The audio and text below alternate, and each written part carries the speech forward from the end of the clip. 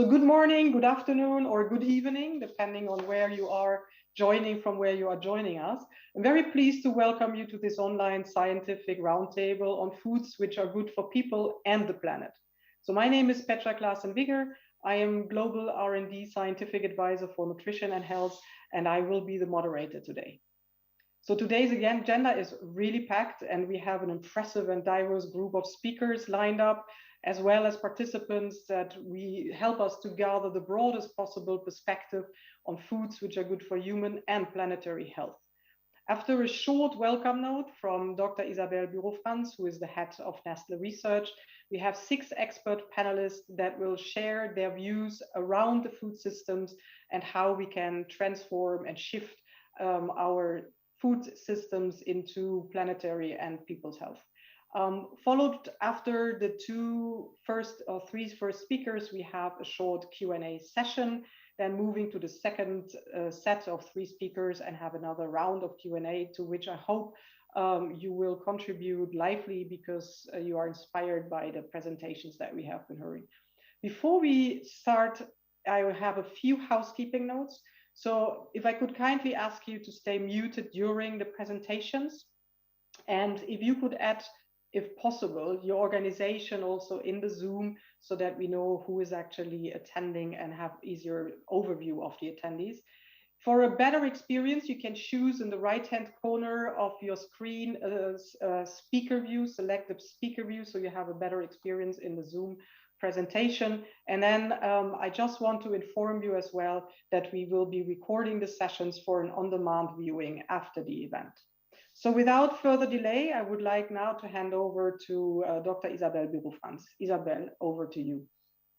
Hi, dear professor, dear colleagues. Really our great pleasure to welcome you all to this scientific roundtable on food, which is good for people and planet. So we have decided to bring all of us together, leaders in academia and industry, to really gain a shared understanding and insight into today's probably one of the most complex global challenge, what and how humanity should eat to stay healthy and save the planet. So, you know, the continuous exchange with external scientists and experts is extremely important for us, not only to discuss the latest scientific trends and findings, but also to really connect the different expertise, the different areas and the different viewpoints. So we are very pleased to welcome our speakers and guests from a wide range of backgrounds. And you know, this is a new format of engagement for us, which really should allow for an open dialogue and exchange on this very complex topic. So among our audience, I would like to also welcome the members of the Nestle Scientific Advisory Board. This is an independent advisory panel of world-renowned academics and thought leaders with expertise in nutrition and health, food science and technologies, as well as data science. And with their broad expertise, they are really well situated to help us addressing this complex challenge of nourishing people and planet alike. So I'm really looking forward to inspiring presentation, discussion, engagement. And really, thank you very much again for bringing us to this topic in a slightly different way. So with that, I hand over to you, Petra. Thank you very much. Thank you so much for the kind introduction words, Isabelle. And I'm now turning over to our first speaker, Eileen Kennedy, professor and former dean of the Friedman School of Nutrition Science and Policy at Tufts University. She's a member of the high-level panel of experts on food security and nutrition of the UN Committee on World Food Security. Eileen also founded and was the first executive director of the USDA Center for Nutrition Policy and Promotion. She created the Healthy Eating Index, which is used as a single summary measure of diet quality. She's currently a member of the World Economic Forum's Global Council on Food Security and Nutrition. Please, Eileen, the floor is yours.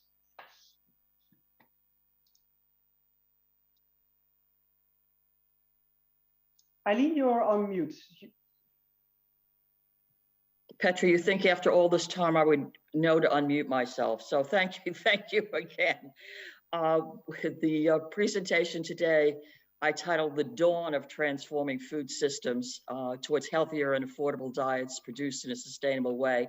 And I specifically say the dawn because we are just beginning a very serious evaluation or reevaluation of changes in the food system that would produce healthier, sustainable, and affordable diets. If I could have the next slide, please. So the Decade of Action on Nutrition, 2016 to 2025, which is coordinated by FAO and WHO, has identified sustainable food systems as one of 6 action areas aimed at addressing the recommendations from the International Nutrition Conference 2, the Global Nutrition and Diet Related Targets for Non-Communicable Diseases, and also contributing to the realization of the Sustainable Development Goals. If I could have the next slide.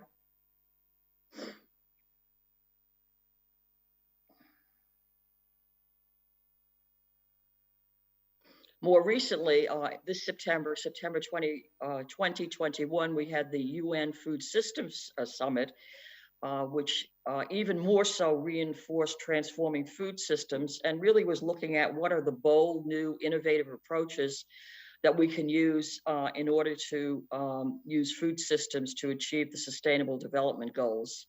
Next slide, please. And while some would say all of the Sustainable Development Goals, either directly or indirectly, relate to nutrition, the 2 that really have been the focus of nutrition in discussions around food systems have been Sustainable Goal 2, Zero Hunger. And if we unpackage that, it includes ending hunger, achieving food security, improving nutrition, and promoting sustainable agriculture. And then the next one, next slide, please. That's been an area of focus has been Sustainable Development Goal 12, ensure sustainable consumption and sustainable production patterns. Next slide, please. The kernel of the idea or the emphasis on food systems early on really emerged because of the alarm about the increased epidemic of overweight and obesity. And this put an emphasis on food system transformation as a way of dealing with overweight and obesity. And at about the same time, we began to hear the term malnutrition in all its forms. And this was a real, in some ways, sea change because it acknowledged the fact that there's a continuum of malnutrition going from undernutrition to overweight and obesity. And in the next slide, we see from the very recently released Global Nutrition Report that 2.2 billion people globally are overweight. And of that, 772 million are obese. And that number continues to climb. Next slide, please. The health burden of poor diets is substantial and rising.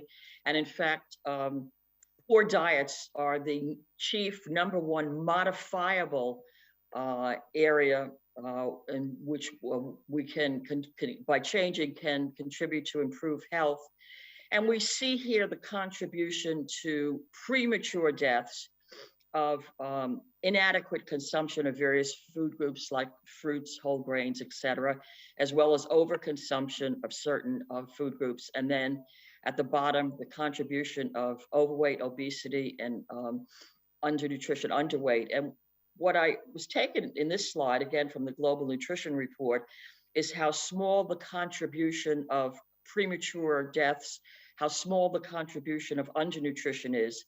Yes, it's still a problem, but if we had looked at these data 30 years ago, the relative contribution of undernutrition to premature deaths would have been much higher. Next slide, please. Here we look at the fact that we are globally and regionally off track to meet the environmental targets related to food systems, and the areas that have been targeted in this slide are greenhouse gas emissions, cropland use, fresh water, nitrogen, and phosphorus. And the line about a quarter way up of this slide, 100%, shows that for all regions of the world, we are below the agreed upon targets, and particularly noteworthy is substantially above the greenhouse gas emission targets for North America, Oceania, Latin America, and Europe. Next slide, please. So food systems, there are very, very long definitions out of UN and elsewhere on what food systems are, but I like to use shorthand. Either food systems means from farm to fork, or farm to table, or farm to flush. Next slide, please. And FAO and WHO have outlined the multiple dimensions of sustainable healthy diets, promote all aspects of individual health and well-being, low environmental impact, healthy diets must be accessible, affordable, safe, equitable, and culturally acceptable. Next slide, please. I'm going to focus on one specific barrier to healthy eating, and if I could have the next slide, which is the cost of a healthful diet. And the next few slides I am presenting, and we need some animation here, the next few slides I'm presenting come from work of my colleague Will Masters at Tufts University. And what he has done is categorize diets into 4 levels or 4 steps, as you see in this slide. The lowest step is daily energy, and this is really just subsistence diets where you're meeting only caloric adequacy. Then you move up to nutrient adequacy, which is an analysis based on 23 essential micro and macronutrients. Healthy diets, so the cost of a diet based on national food-based dietary guidelines. And finally, the top step is the Eat Lancet diet, which is considered a planetary health diet. Next slide, please. Next one, please. And what we see here is when you look at food costs, let's start with the bottom in blue, the cost of survival, which is the lowest cost diet at about 75 cents per day. The cost of that diet doesn't really vary very much across low income countries up to high income countries. Same thing with cost of nutrient adequacy. If I could have I think there's animation in this. And then the cost of recommended diets. So you go from 75 cents a day to $2 a day to $3.50 a day. One more animation in that, I think. And you see the smaller step between the nutrient adequate diet versus a healthful diet is due primarily to the lower cost of dairy. Next slide, please. These data come out of the recent State of Food Insecurity and Nutrition report. What you see here is 185 million people can't even afford a subsistence diet.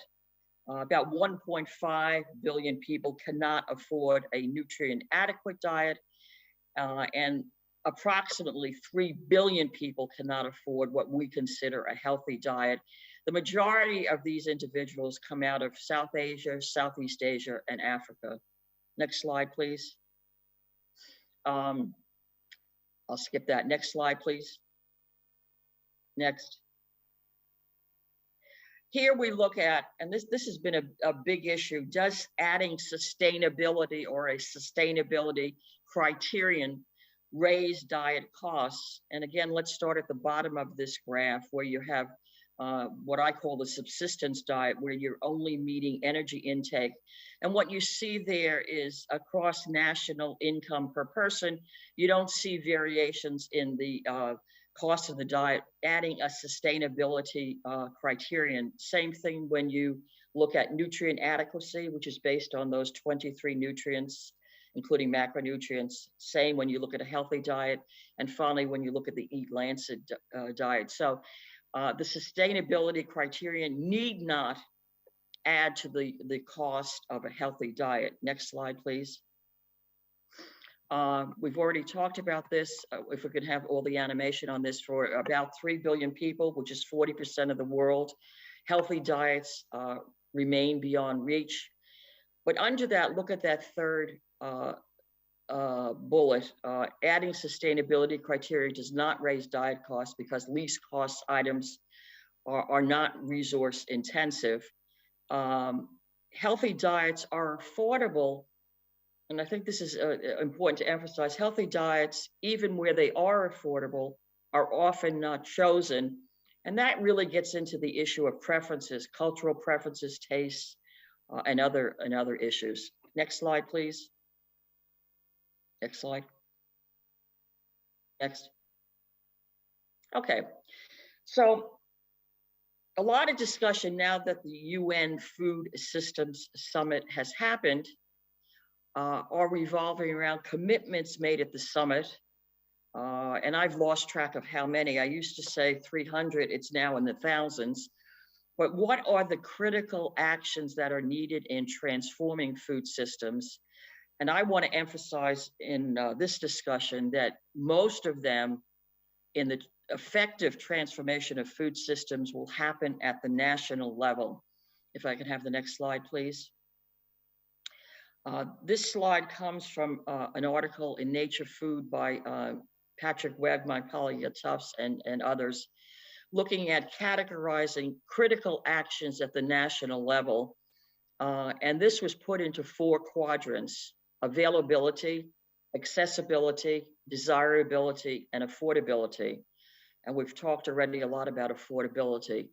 But let me take that first quadrant and unpackage that a little bit and look at availability. One of the items under this talks about promoting production of a wide range of nutrient-rich foods. And indeed, when we look at a lot of national plans, both national nutrition plans, as well as national agricultural plans, we see an emphasis at country level in diversifying range of commodity production, moving away from an exclusive emphasis on basic staples to more nutrient-rich foods. What this particular slide does not capture, though, is the trade-offs in trying to achieve some of these actions that are depicted in this slide. And I know later on from Professor Martin Bloom, we'll hear much more about trade-offs, but I want to use just one example that is reflected in the next slide. This is some work we have completed in Ethiopia, where we were interested in understanding at the household level how decisions are made related to production, consumption, and marketing of crops. We looked at 4 agriculturally productive regions in Ethiopia, and we were really interested in unpackaging, that should say SDG 2, Zero Hunger, strategies for improving food security and nutrition at the household level.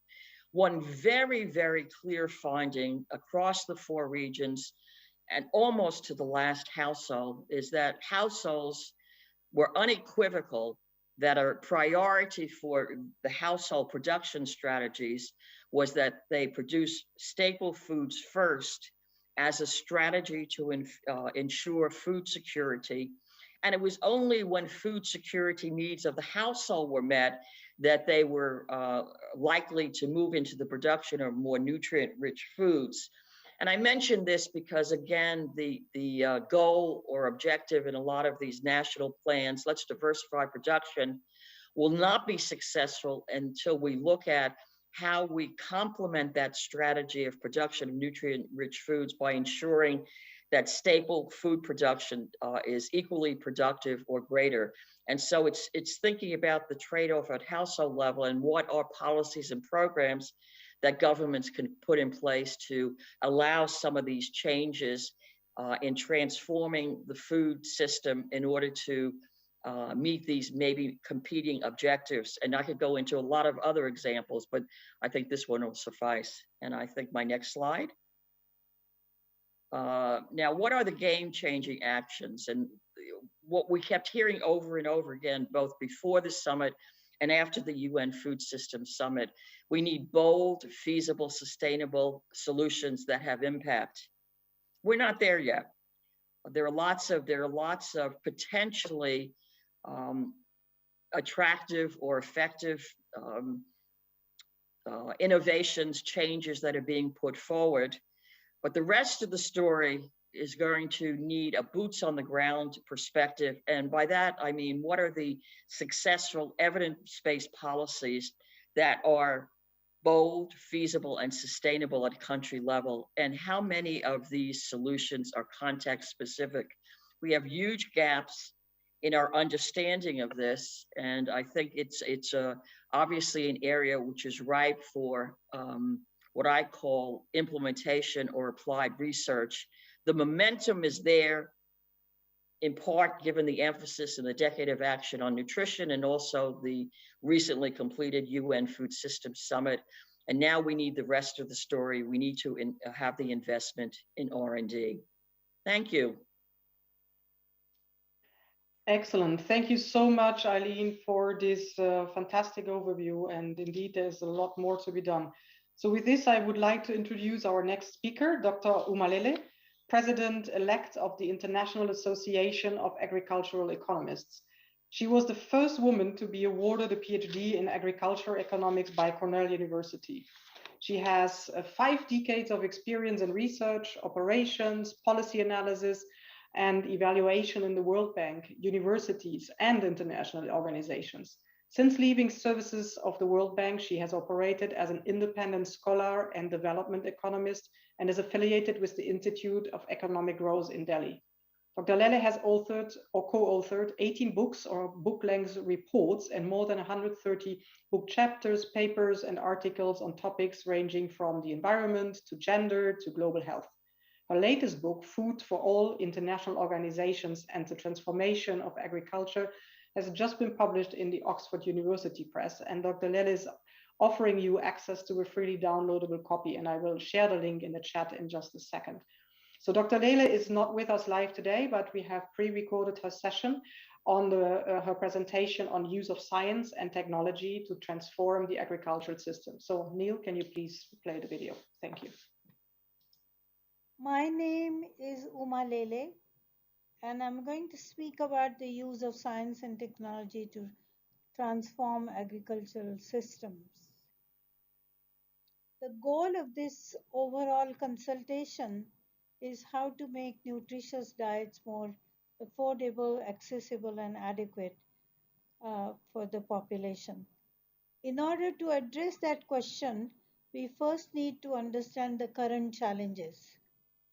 It's broadly known that prospects for SDGs being realized under business as usual are by 2030 are rather weak. Rapid pace of consistent decline in global poverty and hunger, which occurred until about 2015, had slowed well before COVID came on the scene. Besides, much of this reduction in poverty and hunger occurred in China and Southeast Asia.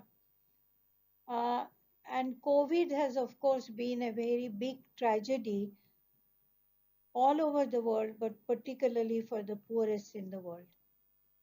And it's compounded by the fact that there are severe impacts of climate change, which have also affected these particular parts of the world that have made slow progress in reduction in poverty and hunger. So migrant labor that worked in urban areas has in many cases returned to rural areas with greater dependence on food and agriculture. And if anything, agricultural transformation, which was supposed to create more urban employment, more people making earnings at higher rates, has been set back as a result of these two developments. Slowness overall, even before COVID, compounded by the incidence of COVID. Similarly, child mortality rates, which had made progress rapidly, had slowed down. And on the other hand, dietary transition in the patterns of food consumption has been very rapid. And this transition has been largely to shift food patterns to junk food, which is cheaper to buy and more widely available, as a result of which there is a combination of hunger combined with obesity and incidence of non-communicable diseases, which has increased, including heart cancer, diabetes, etc. So that is the challenge that we are dealing with today. if we look at this in terms of where the problem is most concentrated, it's in Africa and South Asia rather. So the largest amount of poor people in the world, um, poverty estimated at less than $1.9 per capita per day, was highest in Africa. 62% of the poor in the world resided in Africa in the recent years, whereas 25% of those in South Asia. Whereas if we take into account the extent of undernourishment, then 40% of the undernourished in the world were in South Asia and 34% in sub-Saharan Africa. Quite frankly, this disjuncture that we see between the incidence of poverty and incidence of hunger and the changes in them over time is something that we haven't quite fully understood. And it is an area which requires much more attention than has received so far. So then what is needed is to address the situation both from the supply side and the demand side, if the objective is to achieve these ambitious goals of nutritious food accessible in adequate quantities for all people in the world. On the supply side, we need to look at increase in production and net imports. I'll come to the discussion of net imports in a little while. And then on the demand side, the question of the need for widespread increase in effective demand for healthy food, which has many different components to it. One is the need for increased employment and incomes,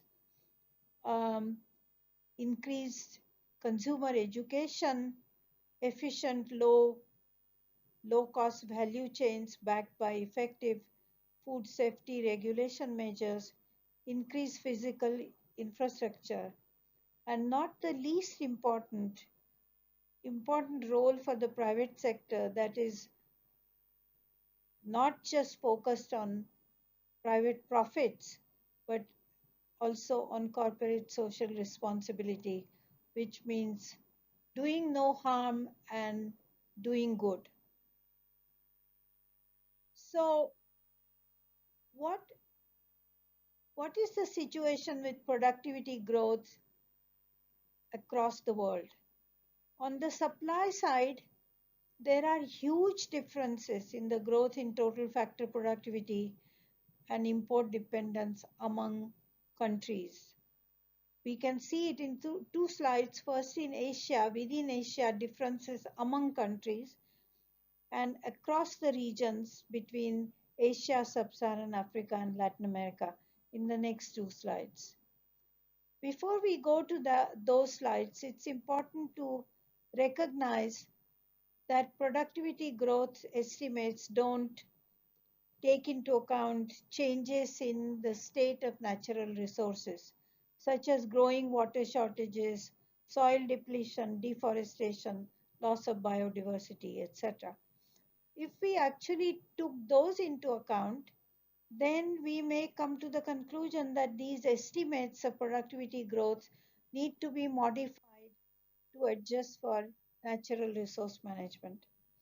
So the first slide here shows the differences among countries in Asia, and South Korea was the country that experienced very rapid growth in TFP, followed by China in a later period.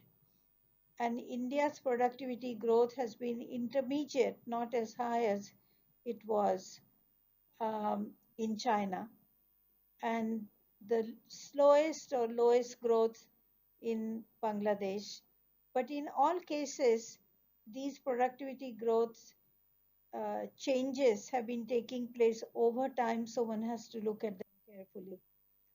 Across the regions of the world, again, Southeast Asia and East Asia, China in particular, experienced very rapid growth in productivity, followed by Latin America. And the least growth was in sub-Saharan Africa. And that is where, as we discussed earlier, there is huge incidence of poverty and also large incidence of undernourishment. So the reasons for differences in productivity growth are many. One of the important ones is the differences in investment in R&D, in which China excels. China towers over other countries in Asia as well as in Latin America and Africa. There are also major differences in infrastructure, in roads, cold storages, telecommunications, financial markets, in human capital, and in trade dependence. And in all these areas, China has made huge progress because it invested a lot in each of these areas compared to other countries in the world. Consequence of this growth in productivity, however, is combined with the fact that per capita calorie consumption across the world is very different. It's the highest in North America, followed by South America and the Middle East, and the lowest in Asia. Although the growth in per capita availability, the blue line, for instance, has been particularly rapid in Asia, as one can see from this figure over time. Trade has been very important for achieving balanced supplies of food. And trade dependence has varied a lot among countries of the world. Thus, US, for instance, depends 10% of its supplies on imports, net imports. So Europe about 30%, but India only 3%. And Latin America's import dependence has increased a lot, both in cereal imports and in other imports, as we can see in the next slide. But there are big differences across countries in terms of dependence on trade as a source of food supply. Foreign aid has not been as important as one would think. And the World Bank, for instance, played a very major role in the generation of the Green Revolution, not just in India, but all over Southeast Asia. But here the numbers show that by 2019, about $11.5 billion were disbursed in ODA overall, of which these international organizations, and including the World Bank, CGI, are very important players. But 540 billion came to developing countries in terms of remittances. And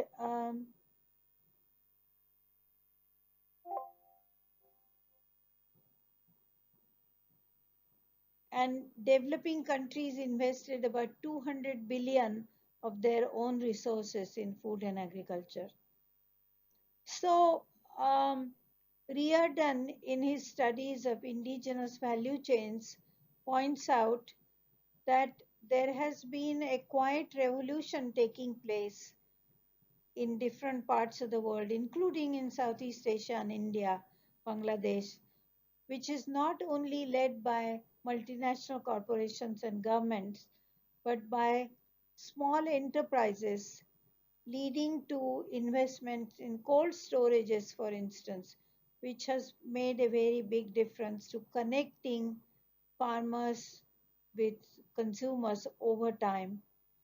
And this has all been a result of political security, roads, electrification, urban demand, and dependence on subsidies, in his view, has not been as great as generally believed. Recent studies of investment gaps in R&D, for instance, one commissioned by Commission on Sustainable Intensification, show that there is a gap of innovation investment gap of about $15 billion per year, of which $4 billion in R&D, $6.5 billion in climate-related technologies, and $4.7 billion in improving water management.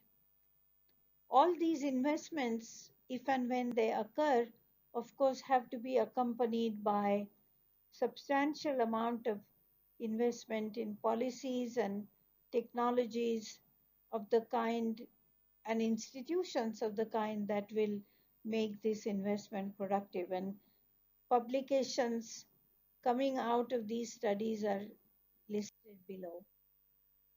So to return to the overall picture, it's quite clear that it's a combination of concentration of multinationalization and characterized by climate change and capital-led intensification, but also incipient emergence of branding, labeling, packaging, new organizational arrangements which combine or link producers to consumers, and economic policies of market and foreign direct investment, deregulation, liberalization, hard and soft physical infrastructure. All these factors have played an important role in improving access to food and nutritious food for a large number of people. But it's quite clear from the presentation I made that we have a long way to go, and far more resources, policies, and institutions are needed in order to achieve the ambitious goal of access to nutritious food in adequate quantities for all. Thank you. Yes, thank you so much, Uma. This was a great overview on how transition of agricultural food systems are dependent on good investments, policies, but then also on technologies, and the differences between countries are quite amazing. And without that further ado, I want to hand over to Remco. Professor Remco Boom obtained his PhD degree from the University of Twente in the Netherlands in membrane separation technology. So we are changing gear now from agricultural technologies to food technology. After working several years from Unilever Research, he was appointed as full professor of food process engineering at Wageningen University in the Netherlands. His research interests concentrate around the exploration of new principles to more sustainably produce healthier products, new ways to isolate ingredients, to structure foods, and efficiency assessment of complex production systems. His research group currently includes 2 other full professors, 6 assistant and associate professors, 6 technicians, and around 55 PhD students and postdocs. He has published over 400 peer-reviewed publications and has successfully graduated 72 PhD students to date. Professor Boom will talk to us about gentle processing for better sustainability and health. Remco, over to you. Thank you very much, Petra, for this very kind introduction. Well, I'm a food engineer, so I will have a slightly different perspective from the previous 2 speakers who really laid out a great vision on the field. My vision will be more technologically oriented. In general, I hope that the challenges that we see are similar in the sense that we do see, I think, challenges around environmental impacts, around achieving zero hunger, a resilient production all over the world, and of course also public health, which is very closely related to nutrition, obviously. Well, my primary focus will be on environmental impact, but I will hope to show you that it does have its relevance for the other aspects as well. So basically what we see is that there is a great need for the production of more protein, more high quality protein to sustain the people in the world. And that's the reason why we have seen the big transition, the big protein transition, for example, towards meat replacers. And that's obviously fueled by the fact that the production of plant-based protein requires much less land, in this case expressed in the form of equivalent CO2 emissions compared to different types of meat. However, this is only part of the picture, because the proteins in plants typically have to be processed before they can actually be applied in high quality foods. And if you take that into account, the picture changes slightly. Processing is quite important in terms of equivalent CO2 emissions. It really imposes a significant footprint, which is mostly related to the extraction of the proteins from the plants into high quality food ingredients. And what we typically see is that in the production of a protein isolate, the process actually only takes part of the proteins out of the matrix. What we typically see is that a legume is of course first milled. It is then suspended in water. There's usually some separation of starch or oil, and then the proteins are dissolved at, for example, elevated pH. They're then precipitated at their isoelectric point. It's neutralized and dried. The drying takes a lot of energy, while the precipitation process does not precipitate all proteins. In fact, not even all proteins are dissolved as well, which means that only part of the proteins end up in the protein isolate. Well, that means that, in fact, for the production of 1 kilogram of protein, we actually need more raw material than we would need if we would have a more efficient process. And that really has impact on the total efficiency of the way that at this moment we create these plant protein ingredients. Well, things can also be done differently, and that's the subject of an emerging technology, which is dry processing. So not use this dissolution precipitation process, but actually using a mechanical process where a typical legume, for example, or other crop is milled, and then the different particles that are created by this milling are separated, for example, by air classification. The typical protein bodies in the seeds are much smaller than the starch granules, and that means that by simply blowing at it, you can actually easily separate them. The big advantage is that you do not dissolve the proteins, which also means you do not need to recover them again by precipitation, and therefore, in principle, you can make use of a larger part of the proteins in the resource. Another advantage is the fact that you actually do not process the proteins at all, so they're not just in their native state, but they're even in their native protein bodies as well. So the natural structure, in fact, is retained. The disadvantage of this method is that the protein you get is not pure. It might be up to 70% of protein, between 50 and 75% of protein, which means that the properties of such a ingredient will be really different from the high purity protein isolate that you produce via the conventional route. You can improve that by, for example, adding a second step, which could be, for example, also a dry step in the form of electrostatic separation. This has been a traditional way of working actually in a number of other fields. For example, in the ore industry, the mining industry, electrostatic separation has been applied on huge scales.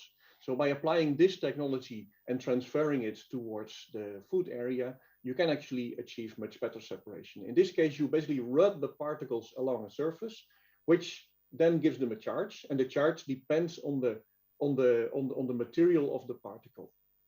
Just like this small boy on the lower right corner, if he rubs his trousers over the slide, he will also get a charge, which depends on the material of his trousers. Just like, and that's the same with proteins and carbohydrates, for example. If you first give them this triboelectric charge and then separate it via an electrostatic field, you can actually increase the purity of the proteins. It's still not as high as with the protein isolate, but at least a bit higher. You can improve it even further by going towards something like hybrid gentle fractionation, where you start with a And then the particular fraction that you're interested in is not subjected to a very rough wet treatment, but you basically just suspend it in water and then use sedimentation to separate the different parts. Well, by doing this, you get fractions which are almost as pure as the conventional ones, but still the proteins are very much in their native state. They still retain their proteasome structure, and they do have quite interesting properties. What we typically see is that the yield is a little bit lower. So the typical yield you get with dry fractionation is really best. And with conventional, it is actually significantly lower. But with this hybrid technology of first dry and then wet separation, well, also the yield is a bit lower, but we see that the purity of the proteins is in fact similar to the conventional purity obtained with conventional wet separation. Still, you do not use that much water, and that's simply because you only take a small part of the total crop and you do not put everything in water, which actually makes a big difference also in the processing of the other fractions. And quite related to that is the fact that the energy use is then subsequently also a lot lower, simply because a lot less water has to be evaporated. So here you see sort of the best of both worlds. You do compromise a bit on the yields, but actually you go towards the better purity of the proteins, but still retain much of the benefits in terms of water use and energy use. So that could be a sort of compromise, which would really help us make the whole processing more sustainable. But that actually might not even be necessary, because if we look at the typical rough ingredients that we can get with it, which maybe 50 to 70% of protein or so. Similarly, for starch, we can have something like 70% starch and 30% fiber type materials. We see that these materials actually have quite interesting properties, and we might be able to use them directly in nice foods with a number of advantages. For example, the fact that they will contain more fiber might also have its impacts on the nutritional value of these components. But the point is, the functionality of these ingredients is in fact a bit different.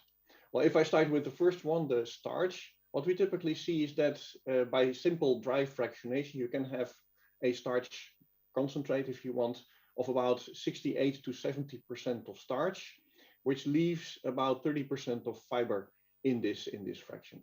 Well, surprisingly, the viscosity that you can reach with this starch is quite similar to what you can get with pure starch, which is produced in a conventional way. In the upper right corner, you can actually see that the commercial pea starch has almost the same viscosity at the same level of solids. So in fact, a higher amount of starch compared to this what we call functional starch fraction. In terms of syneresis of the gel that you can get, in fact, you see slightly better behavior, but that might not be completely significant. The main point is that we see similar properties, while at the same time we still preserve about 30% of fiber in these starch gels, which I think might be significant from a nutritional point of view. And in fact, also significant in terms of the use of the raw materials that we have. If we go to the proteins, we see that these functional fractions can actually be pretty good emulsifiers. For example, what we see is that if you use these proteins as emulsifier and then bring the emulsion to the isoelectric point, the emulsion remains stable. And even if you have freeze and thaw the emulsions for a number of times, you see that they all remain stable. While if you do the same thing with a commercial, more pure protein isolate, you see that the emulsion becomes unstable. In general, if you look at plant proteins, like, for example, pea proteins, we see that commercial pea proteins are actually relatively poor emulsifiers. But if you take these functional fractions, they can be much better emulsifiers. Typically, what we see is that that also depends on the composition. The commercial protein isolates, in this case, once more exemplified with pea, mostly contain globulins, because the albumins are solubilized, but are not precipitated, because they typically are much better soluble in water. So we typically normally lose the albumins in the plants, in the wastewater basically. But if we take these dry routes or the more gentle aqueous routes as well, we can preserve the albumins. And these albumins are actually excellent foamers. They're similar to whey protein isolates in their foaming capacity, and that's definitely not the case with the globulins. Conversely, the globulins are actually more suitable as emulsifiers, while the albumins give flocculation. And by simply steering the way that we process these plants, we can actually have more albumins or more globulins, or actually recover them both, but having them in different fraction. And what we see is that with the albumins, in the typical overrun that we can achieve is very high, while the half-life of the foam is also quite high. So you can really see that that these albumins, if we actually take the efforts to preserve them, can have very high quality. And well, just remember that this was a fraction that we typically lose in conventional processing. And well, actually, we also see that these albumins are important in creating gels. One of the big issues with, for example, pea protein is that they're not very good gel formers, which has its consequences, for example, in their use in meat replacers. So what we typically see is that if we do have these albumins, we can achieve much stronger gels, which really makes them much more suitable for a number of applications. If we compare in the graph the gel strength that you can obtain with commercial pea protein compared to the albumin retaining gel, then we see 2 orders of magnitude of difference in gel strength. And of course, that opens up possibilities.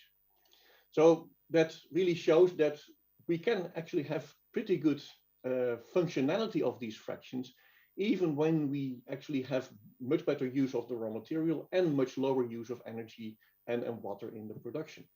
And it's the same with oils as well. Of course, commercially, oils are produced by expressing and then also using hexane, for example, to extract the oil out of the raw material. But you can also do it differently by simply using water. If you take the seeds, for example, sunflower seeds or even soybeans, you blend them in water. This can be done in the kitchen machine, but can also be done on a much larger scale. Then filter out the solids. You actually get an emulsion which still contains the original oleosomes, which still retain their phospholipids and the typical proteins which actually protect the oil against oxidation.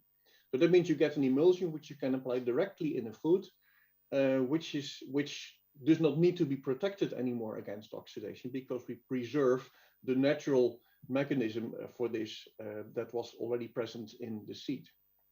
In fact, you can do a lot of nice things with it, like, for example, spray drying. They're quite stable, and you can then redisperse them in water if you want to apply them in the product.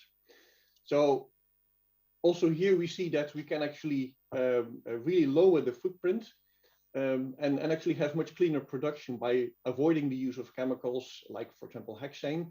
We can reduce the amount of waste by retaining more of the valuable material in the various fractions that we get. Well, I'm not a nutritionist, so this is just speculation on my side. But I think that in terms of nutritional value, this less refining can retain more fiber and other components, which might actually help in the total nutritional value. There are a number of routes to mitigate or remove anti-nutritional factors, but that's an area where we really need some more research. But the interesting thing is we can preserve some natural functionality like antioxidation, for example, and that might also be attractive for consumers. If we want to have product with less additives, then it might just be a nice idea to retain the functionality of some of the raw materials which was present in the seed, and we now simply retain in this ingredient by retaining part of its structure. Now, I was also asked to tell a bit about costs, and in this case, we actually go towards less processing, which means less capital expenditure. So in principle, in terms of hardware costs, I think the intrinsic costs can be quite a lot lower. However, there is this issue about the functionality, which can be quite high, but it's also complex because we have very complex ingredients, which also means that their behavior and their interactions can be much more complex. So the positive thing is we can actually combine improvements in sustainability, nutritional value, attractiveness, and also costs. The disadvantage is that we need to invest a lot in understanding these materials. So therefore, these functionalities are really fundamentally different from refined ingredients. The different components will actually contribute to it, but we still need to find out exactly how this works and how we can predict it.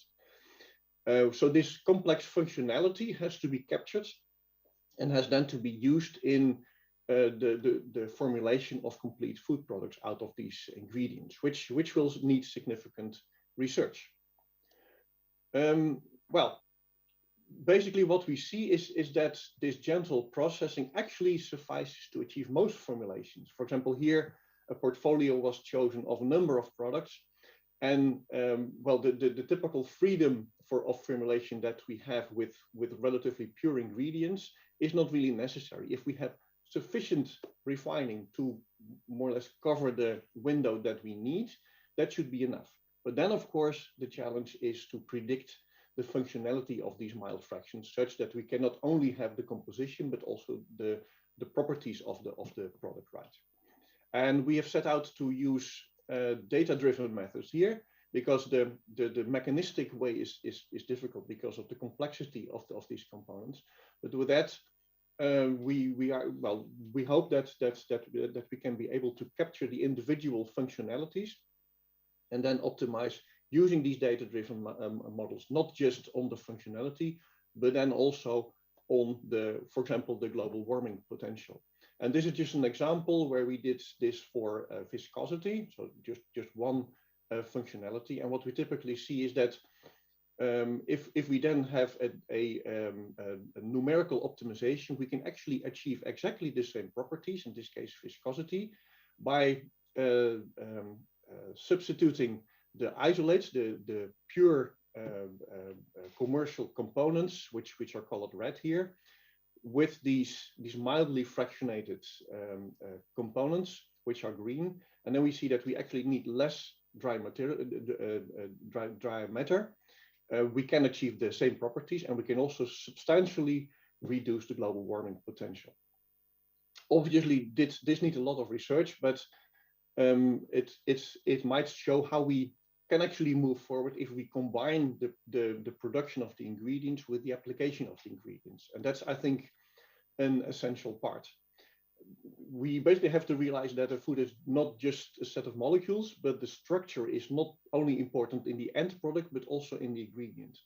And if we then learn why the natural structures are there in the first place, and then use them in our product, I think we can actually achieve quite a bit in terms of sustainability, while at the same time also adding to the nutritional value of these components.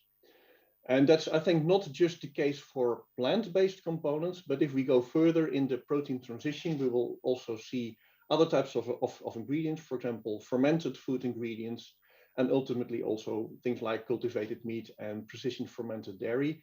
But also there we see that the production of pure ingredients is difficult, costs a lot of energy, and also wastes quite a bit of the raw material. So I think it's even there, it is important to see what we can do with these impure ingredients, and then try to capture and understand the complexity and natural functionality of these ingredients. So that's basically what I would like to discuss with you. I would like to thank my whole group, but also the different partners that we have. I do think that this is something that's where we can actually combine a number of the challenges that we face towards a more sustainable future. Thank you very much. Thank you so much, Remco. This was very insightful and gives hope that we can bring the equation together between gentle processing, nutrition, and sustainability. And with that, we will open for questions to Eileen and Remco. So you can either raise your hand or also type your questions. And I see that Erich has already his hand open. Erich, please, first question to you. Yes, thanks a lot for the great presentations, Eileen and Remco. One short question to Remco, one to Eileen. Remco, if we follow the track, and I fully agree with what you told us, to let's say approach less purity. The interesting question might be that if we look at what we normally desire as having functions in our food, maybe the purification goes more hand in hand with what we want to add as sensory quality. And when we look more at these kind of collective abilities, which we have instead of the isolate in the flour, these collective abilities might even be more supportive from the nutritional perspective, if you think about microbiome and so forth. Is this the way to go to couple it? I think going a bit more into reasoning from the nutritional perspective and then asking at the end of the day, how much do we have to deliver as purity for something which is sensorily desirable? I think we should not neglect it because this is an argument for the consumers, but maybe give more weight to the less purity. Yes, no, I completely agree with you. But basically, what we also discovered is as soon as you start to do this and start to understand this functionality, we come up to the conclusion that we do not really have a good definition of the functionalities. So I think there it's absolutely important that we start to really think about what our clear goals are in terms of nutrition and sensory, etc., and then reason back what the compositions would be, or what the level of refinement is that we need for the production. But the essential thing is that we should combine the creation of the ingredients with the use of the ingredients, because this is intricately linked. Thanks a lot. For Eileen, in short, if I may. Yes, please go ahead, Erich. Yes, Eileen, I would like to ask you, you have a great overview on all the trends and the needs, let's say, globally. What is your opinion when we have these encouraging trends of, let's say, plant-based food, as we can see now in the Western countries or in the high-income countries? It seems to be become a mega trend. Is there a chance to make it a good example also for other parts on this globe in order to, let's say, not jump on what we expect to grow equally steeply the meat consumption on the globe, so for the coming decades? Yeah, Eric, I mean, it's going to be a complicated answer to that. Let me there was a recent piece of work that the British Nutrition Foundation did, talked about plant-based, a survey of adults. And when you use the term plant-based, at least in the UK, it's probably the same in the US. When you use the term plant-based, the majority of respondents thought it meant either vegan or organic, and it wasn't necessarily that acceptable. And I'm thinking more recently, actually, EAT came out with the Grains of Truth survey, 31,000 individuals in 30,000 individuals in 31 countries. And when the term nutritious, people thought of, again, organic. So I sort of that's the context of what words mean. Yeah. I think we're a long way from having alternative proteins be the dominant protein in the diet. In industrialized countries, we're not there yet as far as consumer demand for plant-based products. And in low and middle income countries, and we've known this for years, that as soon as households get a little bit more income, there's something called an inflection point. I think Eric Thorbeck was the economist, the first to use that term, an inflection point. A little bit more income, households want more variety, more fats, more sugars, and more animal source foods. And so I don't see that consumer demand changing dramatically over the next, say, 10 to 20 years. And the other issue, I said this was complicated. The other issue is, as you probably know, parts of the UN system recommend animal source foods, particularly in the diets of preschool age children, as a way of promoting optimal growth. You put some animal source foods into the diets of kids and you see less stunting, less underweight. So I think what we're talking about here is balance. Yep. And I'm not sure what we have to do to create that consumer demand for these alternative proteins. I think it's more than simply having them available at a reasonable cost. But I think we also have to think about what promotion strategies would be. Thanks a lot. Excellent. So I think we have a few hands up, and there was one question also in the chat. So maybe we go Jim, then Hugo, Emorn, and Thomas. Yes. Jim, you want to go ahead? Hi, I'm Jim Kaput.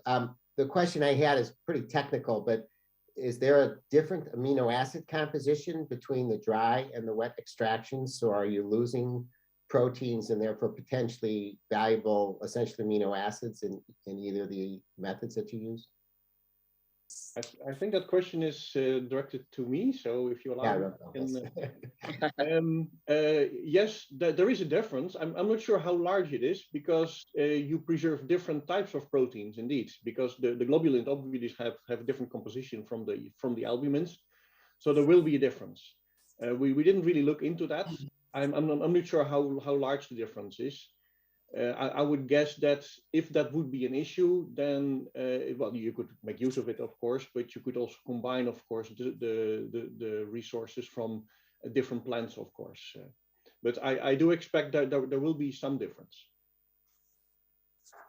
Thank you, Remco. Hugo, you want to go next? Yes, thank you very much. And also thank you very much for the wonderful presentations, extremely rich in information. I have a question which is a little bit related to the three presentations, but somewhat more to the first two.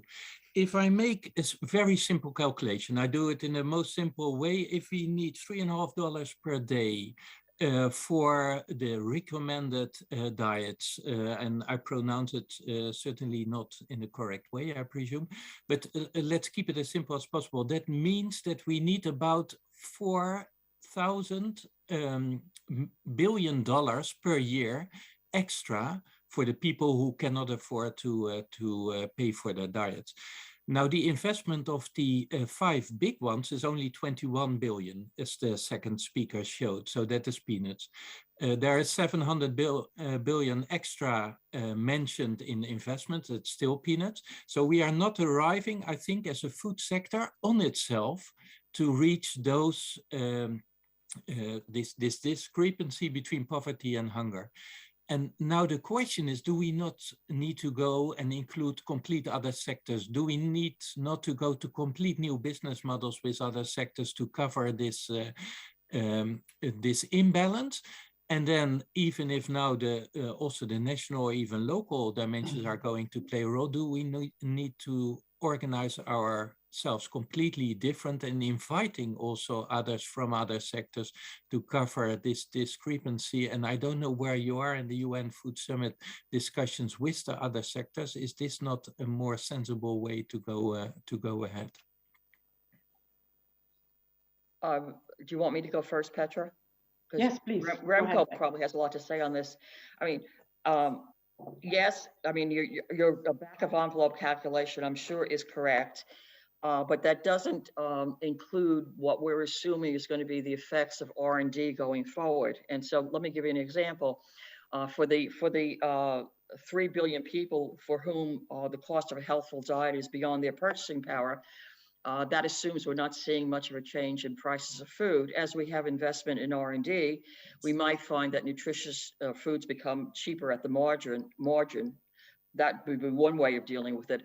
The other is, and I didn't talk about this a lot, but and Remco probably has a lot to say about this, but what are we assuming as far as R&D investment on the more ag side of the continuum? And I see a lot of exciting innovations happening already. There's something, I call it Clean Cow, has a different name, but an innovation out of DSM where they've, by knocking out a certain enzyme, decreased the amount of methane excreted by cows by about 1/3 without affecting the quantity or quality of milk. That's just one example. So I think along this continuum, I think R&D investment both on the agricultural side as well as the more consumer side potentially can have a dramatic effect. There was another part of your question that I'm probably missing. What did I not touch there? You go. Did I miss something? Oh yeah, and the UN Food System Summit. Sorry, absolutely talked about multi-sectoral approaches and engaging all sectors, particularly at a country level, including, and I think this is key, including ministers of finance to think about, because let's be honest, they have more clout often than ministries of health, sometimes Ministry of Agriculture. So including ministries of finance in these really strategic decisions on how funds at country level are allocated, I think is key. Excellent. Remco, you want to add something? Well, I think that Professor Kennedy actually was quite comprehensive. So maybe I can add at least that indeed, I can imagine that significant improvement in technology can add to this. Well, a typical example would be a company like, for example, the Protein Brewery, which is a small scale-up company which produces ingredients which are high in proteins, which are not pure, but high in proteins, which they specifically aim to be produced at a very, very low cost level, such that they are substantially cheaper compared to the now available ingredients. And they also aim actually to have factories which are quite simple, which can be applied in rural areas all over the world.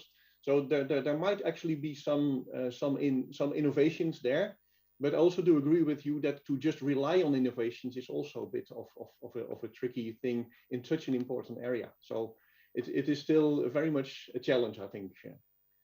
And if I could add something there, Remco, I mean, I think it was telling that in some of the data I presented, it's not simply the cost of a food that seems to be the big determinant, because even where there are low-cost alternatives, people often don't demand it. So creating demand for some of these more sustainable and healthy foods, and I think that requires some thinking. I mean, most countries in the world have food-based dietary guidelines, yet we have not seen dramatic shifts towards healthier diets in either industrialized or low and middle income countries. So if we're going to use that as a vehicle, promoting food-based dietary guidelines, we need to think about different behavior change campaigns, because what has happened thus far in aggregate has not been successful. No, that's a very important point. Thanks a lot, Eileen. Imran, over to you. Thank you very much. Can you hear me? Yes, very well. Okay, thanks for all the speakers. Excellent. My question is to Eileen, and it has to do with the UN Food System Summit. I observed that there has been a lot of interest coming up with the indigenous food system, that the science group put that as a framework where they, Joachim and all those. And I was wondering to get your inputs, because there has been some call for action to define the healthy diet based on traditional food system and see where that can fly. Do you see this as something viable for the future of transformation of food system? Thank you, Amon. It could be. And what impressed me, and maybe you and I have already talked about that a little bit, but what impressed me is how a small group, and let's be honest, the voices of indigenous people, fairly small group given the globe, were able to be heard. And I think that wasn't an accident. I mean, it wasn't simply the UN Food System Summit wanted to hear their voices, but they were very proactive in making sure their issues stayed on the agenda. I think in order for the sort of looking at indigenous people's food systems and their diets, there has to continue to be concerted effort on what parts of that are actually ones we want to continue to promote. And that's not going to happen by accident. Someone has to take that banner up. And one of the issues I like to emphasize when we talk about indigenous people's food systems or diets, it's not a homogeneous entity. Latin America varies from Asia, et cetera, et cetera. So how do we capture that heterogeneity across many different countries in a way that we're building on the essence of what is a healthful diet? It's going to take a lot of work. And I hope, given the visibility that indigenous peoples were able to get as part of the Food System Summit, I hope we don't lose that in the follow-up dialogue. but that's going to take work. Yeah, thanks so much. So we move over Thomas and then Adam. Also, thanks to the speakers. I have a question to you, Remco. I really like your functionality-driven approach rather than the ingredient-driven approach, as you said, in particular the new ways how you think about isolating those active fractions. In particular, the oleosome isolation, I really like that. Could you elaborate a bit on what is how is lipase and lipoxygenase activity influencing the stability of those products? Thank you very much. Indeed, what we see is that these oleosomes can be quite stable. So if you just take the emulsion and you put it on your desks, they can be stable for months, which is a bit surprising, actually. You would expect, indeed, that there would be hydrolysis processes going on, but apparently they are protected against that.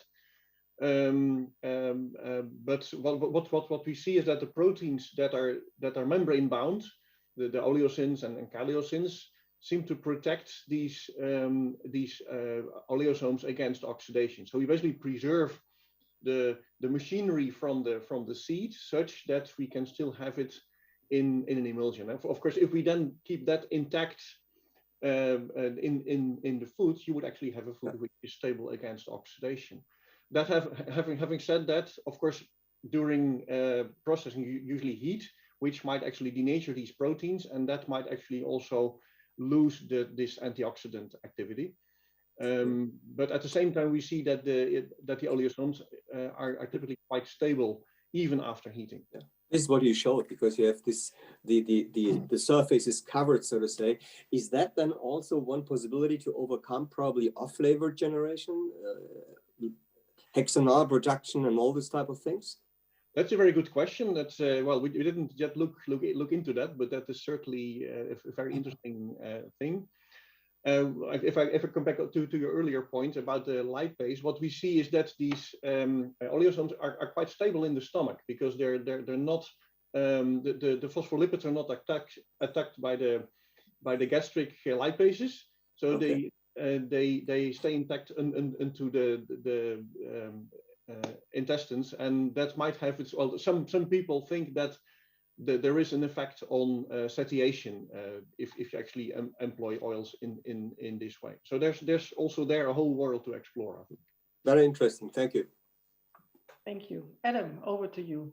Yeah, I have a quick question for Remco. So conventionally, the carbon impact of foods is measured in terms of kilogram, exactly as you showed in your slide. Kilogram of beef, kilogram of pork, kilogram of poultry. But I would say that kilogram is not a good measure of nutrition.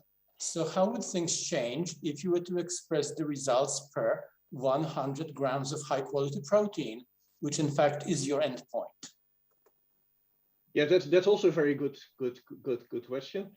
Well, in my slide, I basically try to look into the amount of protein, so the amount of dry protein and not the product as such, because otherwise, indeed, you would not have a fair comparison. But well, you could even go one step further and say, well, I want to achieve a certain amount of nutrition value, for example, and then see how much resources you need. Yeah. But then you have to probably specify the type of consumer, because, for example, for myself, I probably eat too much protein, so a little bit less protein would and still have similar product would be great, maybe. While for people in other places of the world, the amount of proteins is really the most important fact. So we struggle a bit by defining what the target should be then. Okay, but we agree it shouldn't be a kilogram. It should be something more nutritionally relevant. Absolutely, yeah. Okay. Thank you, Adam. Reinhard, do you want to ask your question directly? There was a question in the chat. Here, go ahead, happy to do so. Hi, everybody. Thanks, Remco, for the great presentation. Very inspiring. Question: the preparation, the isolation process is typically happening in water, contribute to functionalize the ingredients as starch, protein. If you take it from the dry grain, it's in a storage state. So would you have ideas around how to functionalize those ingredients? Okay, not so worried so much about the starch, but the proteins, also in a gentle way. So to change the properties in some way to, for example, have different functionality. Yeah, hydrate it all to allow emulsification, for example, or foaming, or making it ready for enzymatic digestion. So providing the nutritional quality.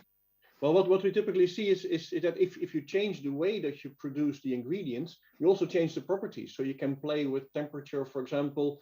What we see is that some of these protein concentrates, they can actually you can tune the thickening that they give as well by the conditions of the extraction.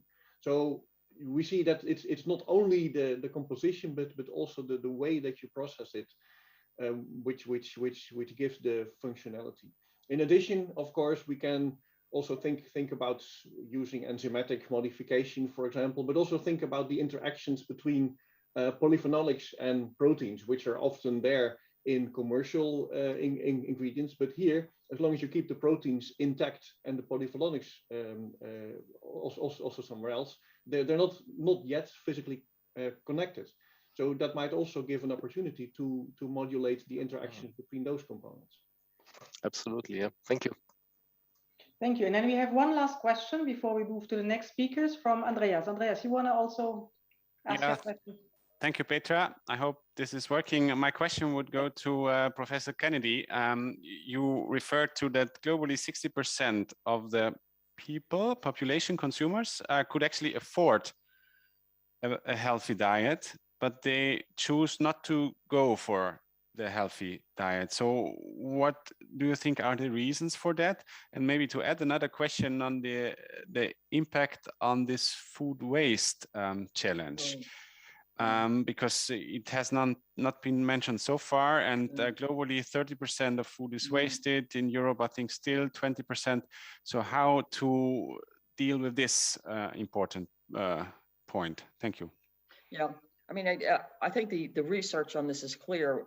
Across the world, the biggest determinant of what a person purchases or eats is taste.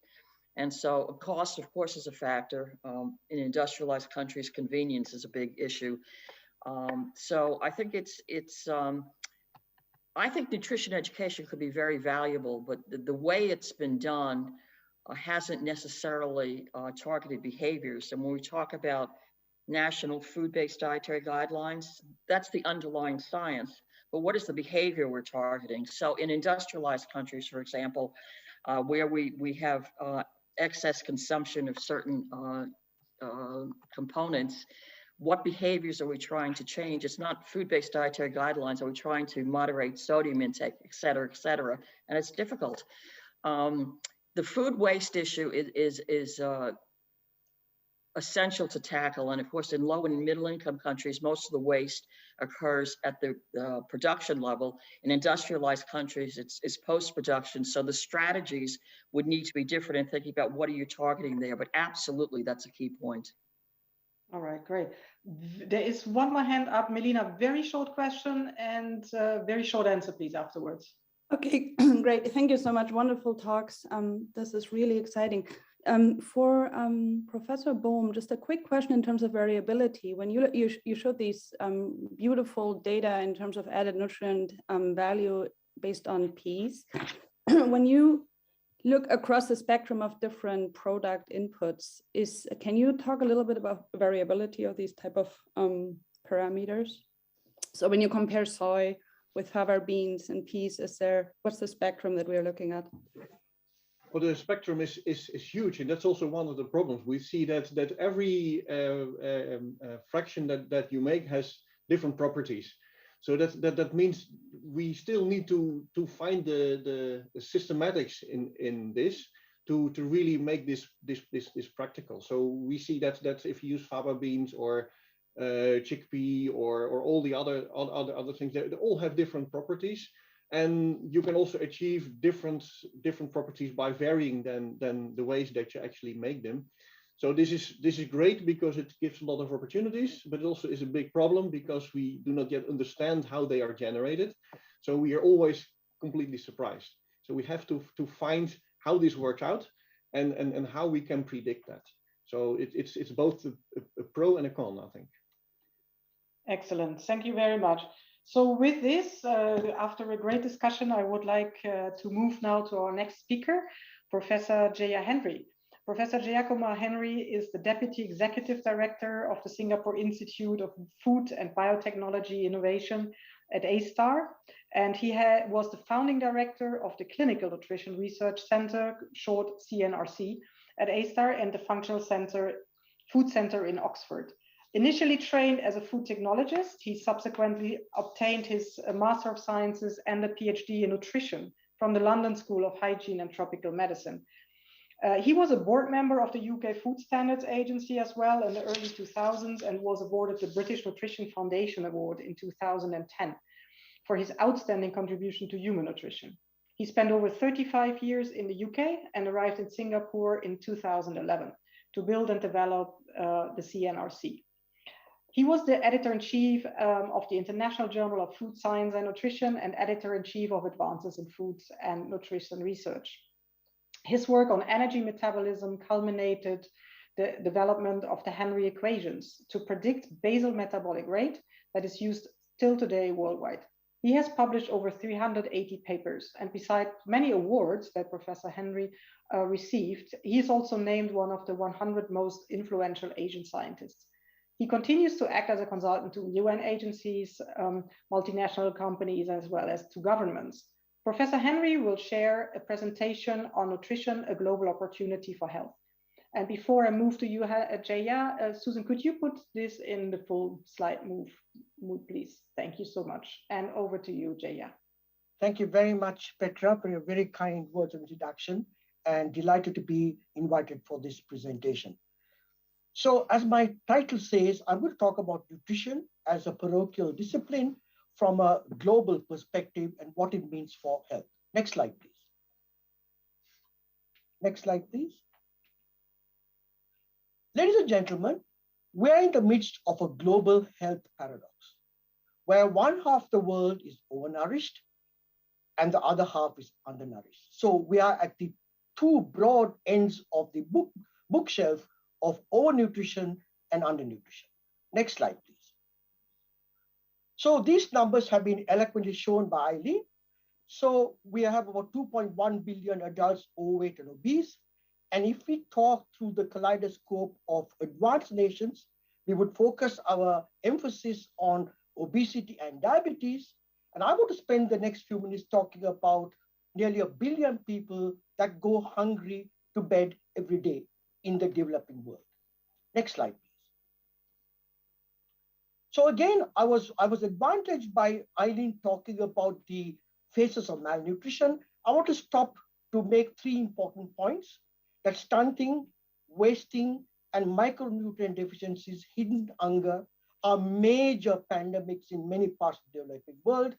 I also want to draw your attention to the numbers, which are huge and significant. And as already mentioned by Uma, the predominance of this housed in Asia makes it a real challenge of what we need to do. So in the interest of time, I'm going to spend a bit of time on trying to understand the nature and origins of stunting and wasting, and also talk a bit about vitamin A as 2 extreme case examples of undernutrition. Next slide, please. Before I do that, I want to spend a moment asking ourselves the question, how did humankind, through the millennia, acquire his food? So as all of us know, for millions of years, we were hunter-gatherers. And as the term implies, we hunted and gathered food for our sustenance and nutrition. And we can look at current hunter-gatherers in Central Australia and the Tuatlas of Botswana to get some handle about our ancestral past. So the important feature that comes out of this narrative is that about 100 odd different plants were used by our hunter-gatherer ancestors to get nutrition. And that's amazing. And then, of course, about 10,000 years ago, in the fertile crescents of Mesopotamia, humankind started to domesticate plants, and the advent of agriculture, there was a plant species reduction inevitably. And this third point to make is how incredibly small modern food technologies, and I take about 1800 as a landmark, with the provision of Nicolas Appert in 1810, devised the concept which we call appetization, which is the preeminence of what canning is. So 3 important points. That is the transition from being a hunter-gatherer in the reduction of plant species and how a blink of an eye of modern food technologies. Next slide, please. And this cartoon shows it even more dramatically. 300,000 known plant species, 100,000 used by mankind, 30,000 edible plants, 7,000 used as food in local, 120 at a national level, 30 plants provide 90% of our calories totally, and 3, ladies and gentlemen, rice, wheat, and maize provide calories for 60% of the population. Next slide, please. If we then add the 3 major tubers, we still come to 6 staples that are really affecting the calorie needs of 80% of the world population. So remember I mentioned about 100 plant species, and now we're down to 6 and maybe 7 or 8, it doesn't matter. But the key point to really understand is how incredibly small our taxonomy of staples that we use around the world. Next slide, please. So just like the proverbial alchemists of the past, I want to posit that our mothers and our grandmothers and the food technologists are today's modern day alchemists. So they are able to transform the noble grasses into a variety or a cacophony of foods that are incredible. Who could believe that you could take a humble wheat and make 2,000 odd different types of food? Who could believe that a noodle and a strudel comes from wheat with incredibly different nutritional paradigm, gustatory paradigm, and organoleptic properties? So I think this is the genius of our technology, how we take a single plant to make a variety of foods, as opposed to what we ate, a variety of plant species to get our nutrition in our ancestral hunter-gatherer past. Next slide, please. So now we got a third food revolution, and that has already been mentioned by Remco and also by Eric a moment ago, is meat analogs, egg analogs, and dairy analogs, notably through the kaleidoscope of using plants. And I think the important point to remember is in the next slide. Next slide, please. Which is that this is a very interesting but unusual technology. Remco reminded us that here we are doing something quite ingenious. We deconstruct the food and then we reconstruct it. What does that mean? So we take soybean or chickpea, isolate the protein either by acid alkaline, or it is water soluble, or as dry extract, and then we reconstruct it the same way. Take the cassava into cassava flour, coconut into coconut oil. We reconfigure it either by wet extrusion or by a protein elongation to get this whole variety of foods. I want to pause to make 3 important points. The first is from a developing country perspective. As I speak today, there are over 1,500 companies, SMEs, MNCs, and venture capital all around the world working on alternative proteins. Would it be wonderful if we get one or few of these companies looking at developing low cost, high protein foods for people at the base of the pyramid? Because today, most of these foods are at the apex of the pyramid. And I think that's a very interesting proposition.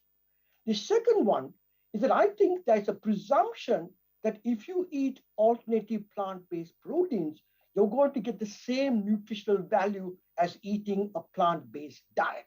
And that is not true at all, because as we have seen a moment ago, the nutritional attributes of these isolates are devoid of micronutrients, devoid of phytochemicals, and most of the compounds that are given the attribute of health benefits of plant-based diets. Next slide, please. So I think there is no doubt in my mind that this rapid decline in plant species since our industrial revolution cannot be sustained. So by 2050, we're going to have 10 billion people. So I think our opportunity number 1 is to exploit neglected and underutilized species. And that is something I think will become an inevitable consequence, because these are either growing wild or semi-domesticated. And I think Eileen and some other colleague talked about I think it was the lady from Emron from Thailand who was saying, what about the indigenous cultural varieties? I think this is going to be important for us to navigate, because these smart foods are nutrient dense, climate resilient, economically viable, and most of all, locally available and adaptable. Next slide, please. And this gives you a broad tapestry of what they call the neglected, underutilized species, largely and quite rightly pushed by the FAO. And as you can see, there's already millet and sorghum, which I know that Nestle is working on. And there are many, many other cereals that we are accustomed to in this part of the world, and also roots and tubers. So I believe that underexploited plants are going to play a significant role in both the nutritional and the food processing tapestry of tomorrow. Next slide, please. So I now want to drill on to something which is an important paradox. As you can see from these startling statistics, 500,000 children go blind every year because of inadequate access to vitamin A. And as you know, those who have traveled to any of the emerging countries, you'll be surrounded by a cacophony of dark green leafy vegetables. So why is it that surrounded by dark green leafy vegetables, which are the carotenoids, which are precursors of vitamin A, why are children going blind? Because it turns out that if you don't eat adequate amount of fat during the meal sequence of eating these dark green leafy vegetables, you're unable to bioconvert the carotenoids into retinol. So here's a paradox, that people in many parts of the world are getting inadequate fat because fat is expensive.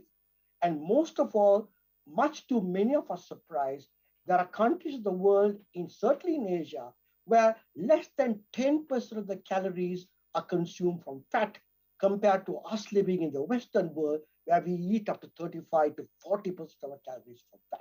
So fat is a scarce resource, and I'm going to come back to that paradigm in a moment. Next slide, please.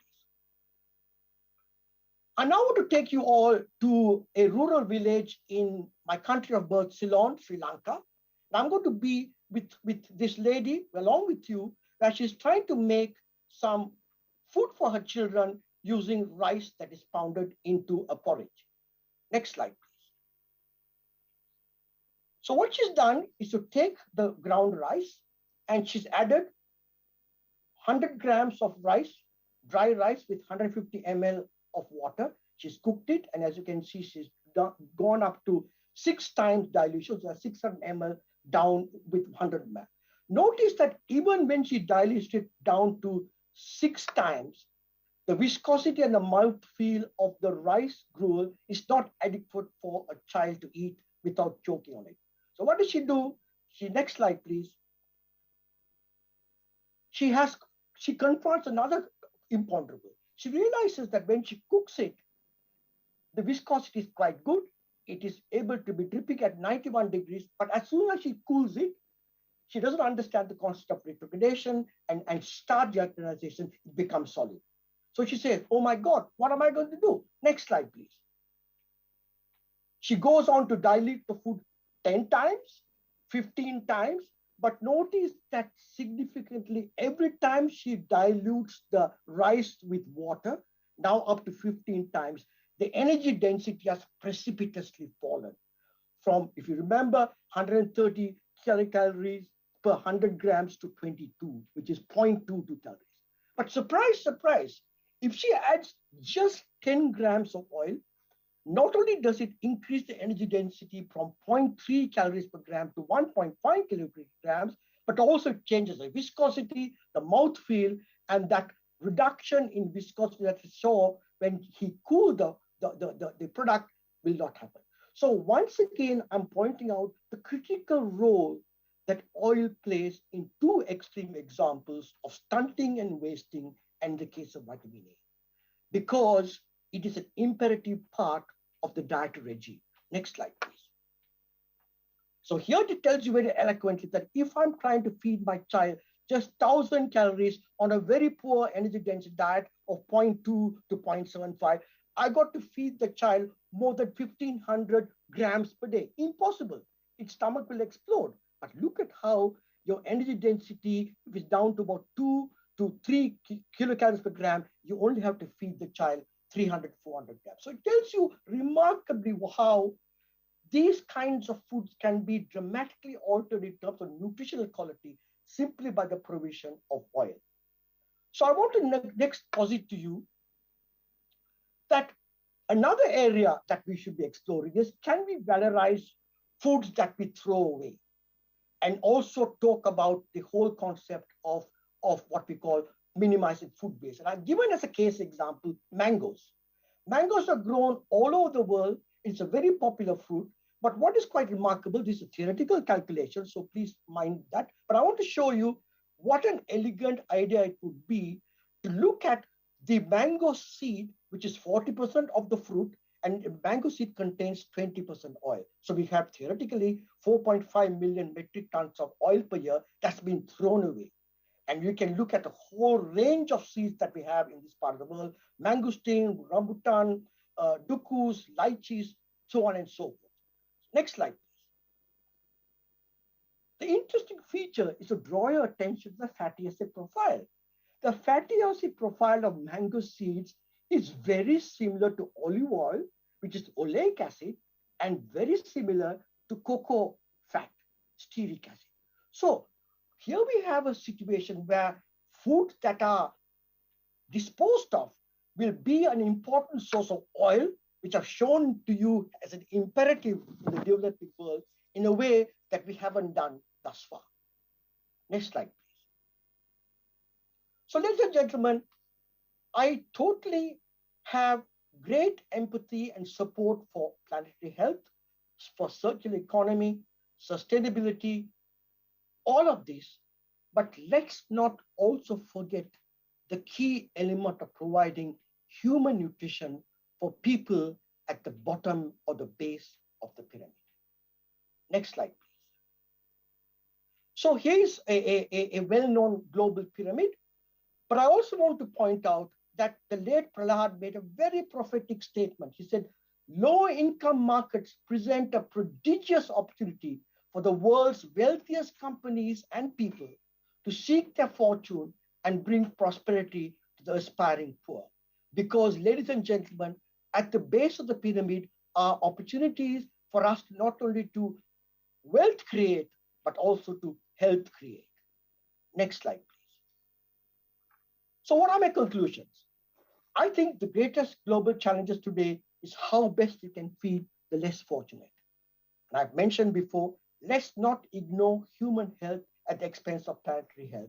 They are not exclusive, they are mutually complementary. Under and overnutrition and notably micronutrient deficiencies remain a major public health problem in the world at large. No question, food technology is going to play a pivotal role in eradicating the scourge. And I also think that we have to look at different forms of adding to the portfolio of staples that we currently use. I think valorization is going to become a nomenclature of the future. And I also think that we need to focus on food losses, which is also brought about by the previous speakers. And I also think that we really need to look at how we can appease the requirements and challenges of 3 billion people at the bottom of the pyramid. Ladies and gentlemen, I stand before an assembly of the most talented and influential and erudite minds in the food and nutrition space. In biblical terms, you are a chosen people. You can touch human lives like no other. As we stand in the foothills of the future, can we join hands to solve one of the greatest of human challenges, the provision of affordable foods for all in our world today? Then, and only then, can we truly say that we all led lives of consequence. Thank you very much. Thank you very much, Jaya, for a very interesting and thought-provoking talk and putting us at the really at the heart of a low-income consumer, understanding the challenges that they are facing. Yeah, I would like now to introduce Professor Martin Bloom. Professor Bloom is the inaugural Robert S. Lawrence Professor and current director of the Johns Hopkins Center for Livable Future in the Department of Environmental Health and Engineering at the Johns Hopkins Bloomberg School of Public Health. He joined the center in 2017 after 12 years at the United Nations World Food Programme, where he worked as a senior nutrition advisor and as a global coordinator for the Joint United Nations Programme on HIV/AIDS. His appointment as professor at the school and director of CLF followed years of service to the Bloomberg School of Public Health as an adjunct associate professor. Throughout his career, Professor Bloom has primarily focused on challenges that include blindness, prevention, public health, nutrition, micronutrient deficiencies, food security, and food access, particularly in low and middle income countries. As a coordinator of global HIV/AIDS efforts, he experienced firsthand how solutions to complex problems require systems approaches. Some of the key food systems issues that he elevates at the center are at the intersections of equity, health, nutrition, and climate change. So let me start to thank the organizing committee to invite me for this really important meeting. I think we absolutely need to tackle a problem of sustainable food systems in a much more complex way. And I would like to share with you a couple of slides in the next 15 to 20 minutes dealing with this problem. So we all know that, we have the global sustainable development goals, and I'm very pleased with the sustainable development goals because this was for the first time that the UN, got goals of developed goals, which were not only important for low or middle income countries or for high income countries, but in fact, the goals are important for all of us.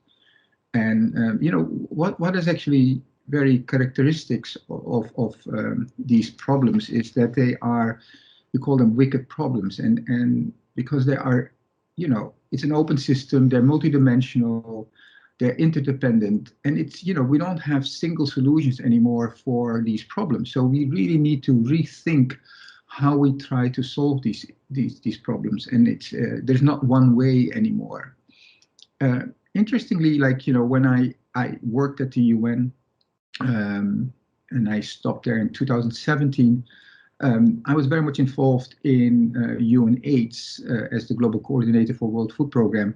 And what was interesting, that is, a great example, UNAIDS, as one of the best UN examples to start to think to solve the problem with many different lenses at the same time. We had 11 UN agencies involved in the program, and it's a fantastic example, and it's one of the most successful programs, and not only because there's treatment now and there is great testing, but we look at it from many different angles, and we can learn a lot of lessons from UNAIDS. So you can see that we had many different UN agencies. For example, in World Food Programme, we were responsible for the setting of HIV/AIDS in the humanitarian area, but also from a nutrition perspective. The UNICEF focusing much more on children, UNDP focusing on legislation, for example. So there were many different angles. If you go back to the food system, this is an article done by my colleague Jess Fanso, and in Nature Food, and it's you can see that it is a bit, there are many different elements. There are environmental inputs, there's a whole food system element, there's a proximal outcomes, and there are distal outcomes. Quite often, nutritionists focus only on the diet and nutrition and health, but they forget completely that, in fact, all the other steps are very important when you think about the food system. And so we in the center, and I will show you some of the results of our data. And the reason why I show mainly our data is not that I want to promote my center, but it is true that not many groups are actually working in this kind of center of climate change, obesity, undernutrition, and also looking into all the issues of water, for example. And So let me go back to the Sustainable Development Goals. Well, one of the first goals is poverty, and it's still the goal number one. And we still have low and middle income countries, and it's still, they're still struggling, of course, for getting out of poverty. We had some successes if you look historically over the past 20 years, but we're still not there yet. And so we still have to fight for poverty. One of the elements of the World Bank, which they found out, is that, one of the key, I would say, bottlenecks of growth is human capital. And they did a report in 2019 looking into the various human capital. They created a new indicator, human capital indicator, and based on an indicator, they could actually see why certain low and middle income countries were more successful than other ones. And one of the key components of this human capital indicator is actually stunting, which is really interesting. You can see here the graph of human capital in 2018. And what is interesting that certain countries, like, for example, these are the European countries, like based on their GDP, they were very effective in increasing their human capital. Other countries here, for example, looking at the Middle East, despite their high GDP, they were not very effective in increasing the human capital. There are other countries here, you're looking at, for example, India, who was not very, very great. But so there's definitely a lot to learn from the human capital index. But also that, in fact, when you want to tackle economic growth, you have to think about undernutrition. Let me go to the next slide. So the second goal, the number 2 goal, is hunger. And this is from a recent 2020 Global Nutrition Report. And we say, okay, all forms of malnutrition are actually important. So you think about the micronutrient deficiencies, we think about wasting, but also overweight is important too. So stunting, wasting, all of these different problems have their own, I would say, etiology, but also their solutions. So again, it shows that, in fact, nutrition cannot be defined very simple with one way, but it is very clear that stunting is one of the most important bottlenecks, which I just explained, for economic growth. So the other element is, what we see now is that many low middle income countries starting to have double burdens, and the analysis of the double burden is very difficult. From a nutrition perspective, quite often they emphasize the fact that we see now a much more processed food increase in low middle income countries. But I think the implications of the stunting early in life is very critical. We know, in fact, that stunting in life will have long-term consequences for obesity and chronic diseases. And if you think about it, like when I was working in Bangladesh in the 80s, late 80s, early 90s, we had about 70% stunting levels, 65 to 70%. So you can imagine that now people are in their 30s, they were stunted. Like 70% of Bangladesh population were stunted and so you can imagine the implications for a double burden is enormous. And it's similar when you think about Indonesia, where the levels were like between 40 and 50, 30 years ago. And now, of course, you have an incredible double burden. So only looking into the increase of processed food, which is definitely also a component, is not enough. We have to really think in using time as a very important indicator, which quite often is forgotten in the way we analyze and try to find solutions. So I already explained this. So let me go to something else, which is also important. Like, we know that meat consumption has an increased risk of for example, of cancers and cardiovascular disease. But according to WHO, it's actually mainly processed meat, there is enough evidence, although the discussion is still out, like there are many papers are still out about red meat. But even if you look at the implications of on mortality, we talk about 50,000 to 100,000 increased mortality based on the consumption of meat, which is of course not in comparison with what's happening, for example, now with COVID, but also if you look at undernutrition. So it's not I would say the main purpose when you want to tackle the problem of the production of meat. And we know that in fact the issue on climate of meat production is incredibly high, and Europe, many of their new I would say policies looking into climate is a reduction of the agriculture sector. And you see a lot of protests in Europe and other places in the world, but I think it is again very difficult for the public to understand how in fact the production of agriculture can lead to an increased risk of climate change, and particularly the production of meat. This is, for example, a picture of the Netherlands, and farmers are protesting pretty extensive at the moment. So there's a great need for more, I would say, education to the public to understand how all these different elements are interlinked. Interestingly,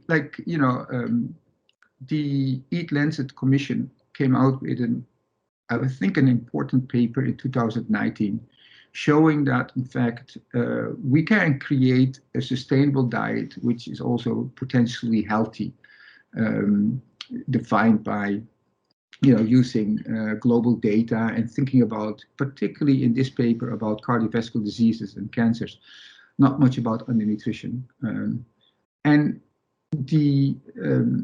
So in a way, of course, the intake of meat was very much reduced in this diet, but it still had elements of that. And I think it was a very important paper because despite you can criticize the paper, but it was an important step forwards in thinking about that our diet can actually influence things like health and climate change in quite an extensive way at global level. So at the same time, we came out with a paper looking into the implications of different diets on climate, and we had a series of 9 different diets. But one of the main conclusions was quite clearly that the implications are not the same in all the different countries.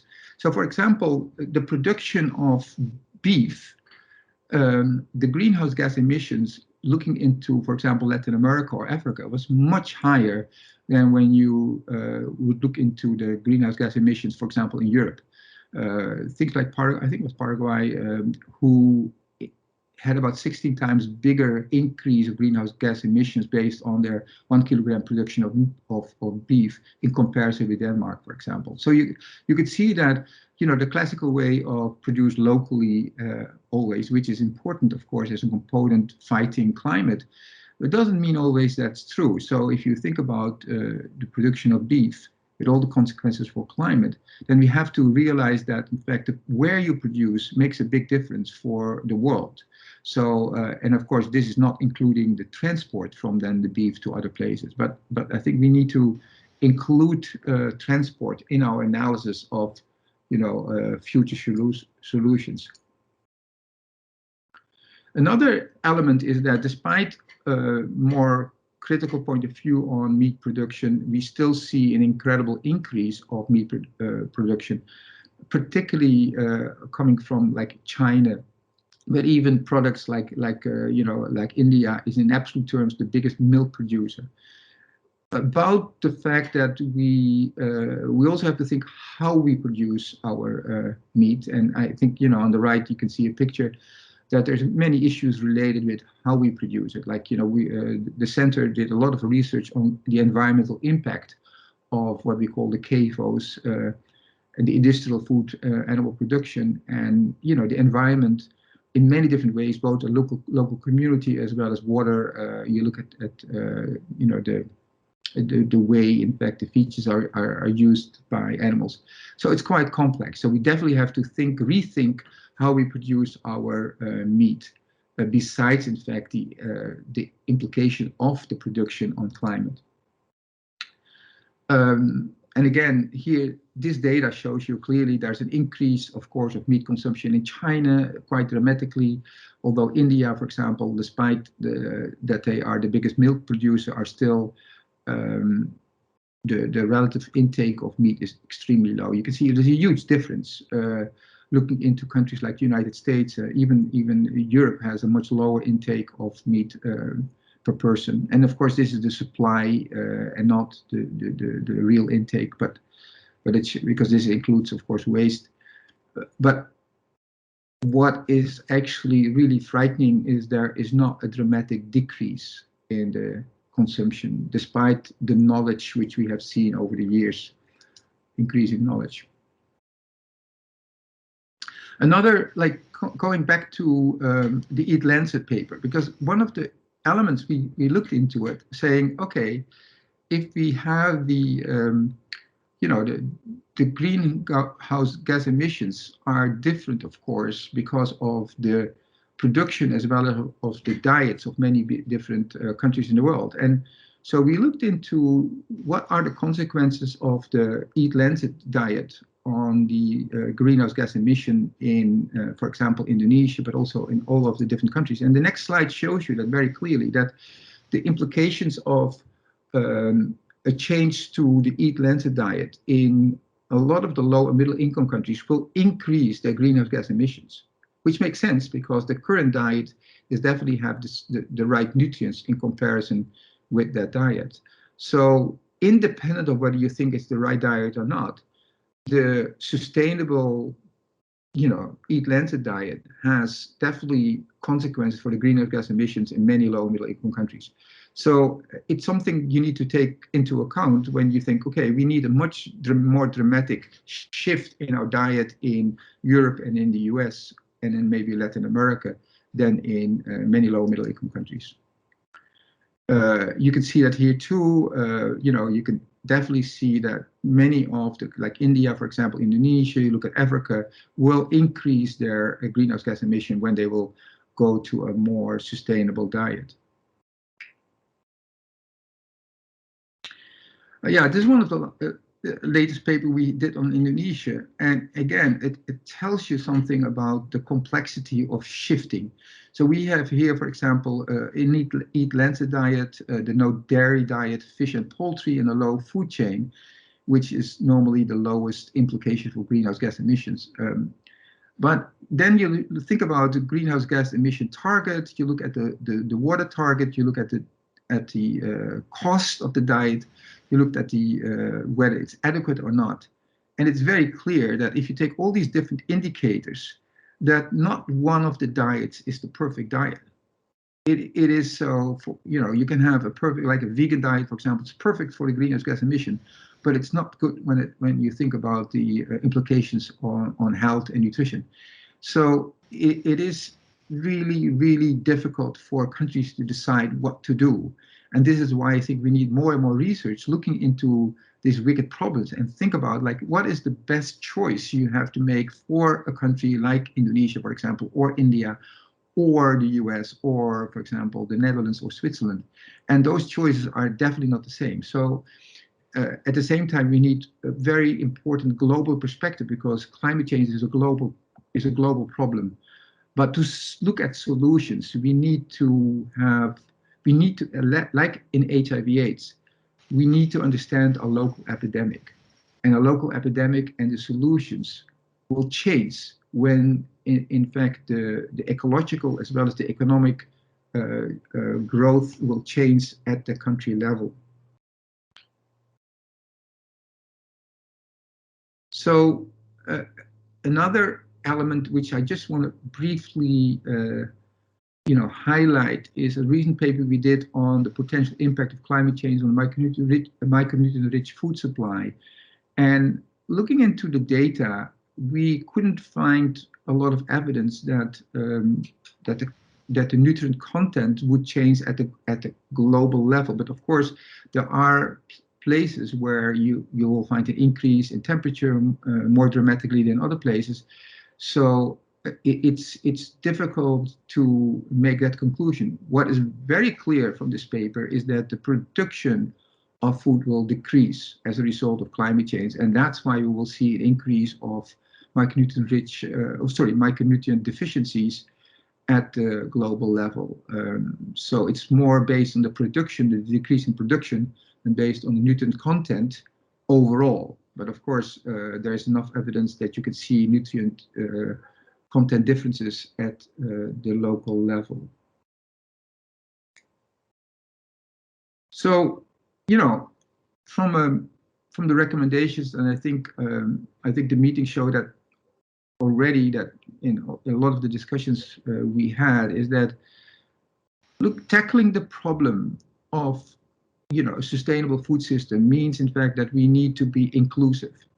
We really need to understand that we have different, I would say, points of view, and all these points of view have some, you know, very, very basic, like, basis of reasons, and thinking that one or two or three type of solutions will solve the problem will actually be very dangerous. I feel we need to understand, like in HIV/AIDS, there is no perfect solution. And even when you have a perfect solution, like in HIV/AIDS, a treatment, to get the right treatment through groups needs all these different elements of you know, social protection, you name it. And it's the same in the food system. So when people say, I have this, you know, when groups say, I have the solution for the, you know, sustainable food system, I think that by definition is a problem. So let's start to work much more with a system approach. But at the same time, what is very important, another lesson from UNH is that we have a division of labor. It's not that I want more meetings or more, you know, discussion. That doesn't help quite often. What you need is a common framework, and then you go back and you work in your own territory, and, you know, to the solutions you can actually provide. So thank you.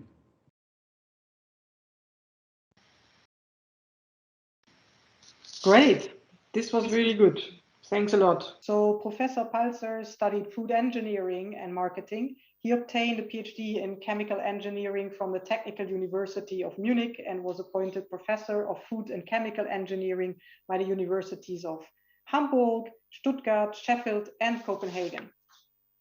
Stefan joined the Nestle group in 2000. He held various functions with increasing responsibility within R&D and was appointed the head of Nestle Research Center in 2016.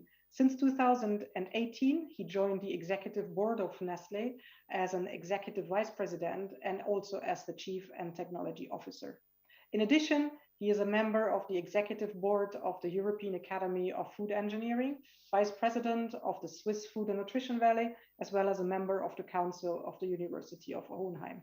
Stefan will round up now the insights of the presentations through his presentation, Safe, Nutritious, Tasty, Sustainable, and Affordable, Solving the Equation on a Product Level. Over to you, Stefan.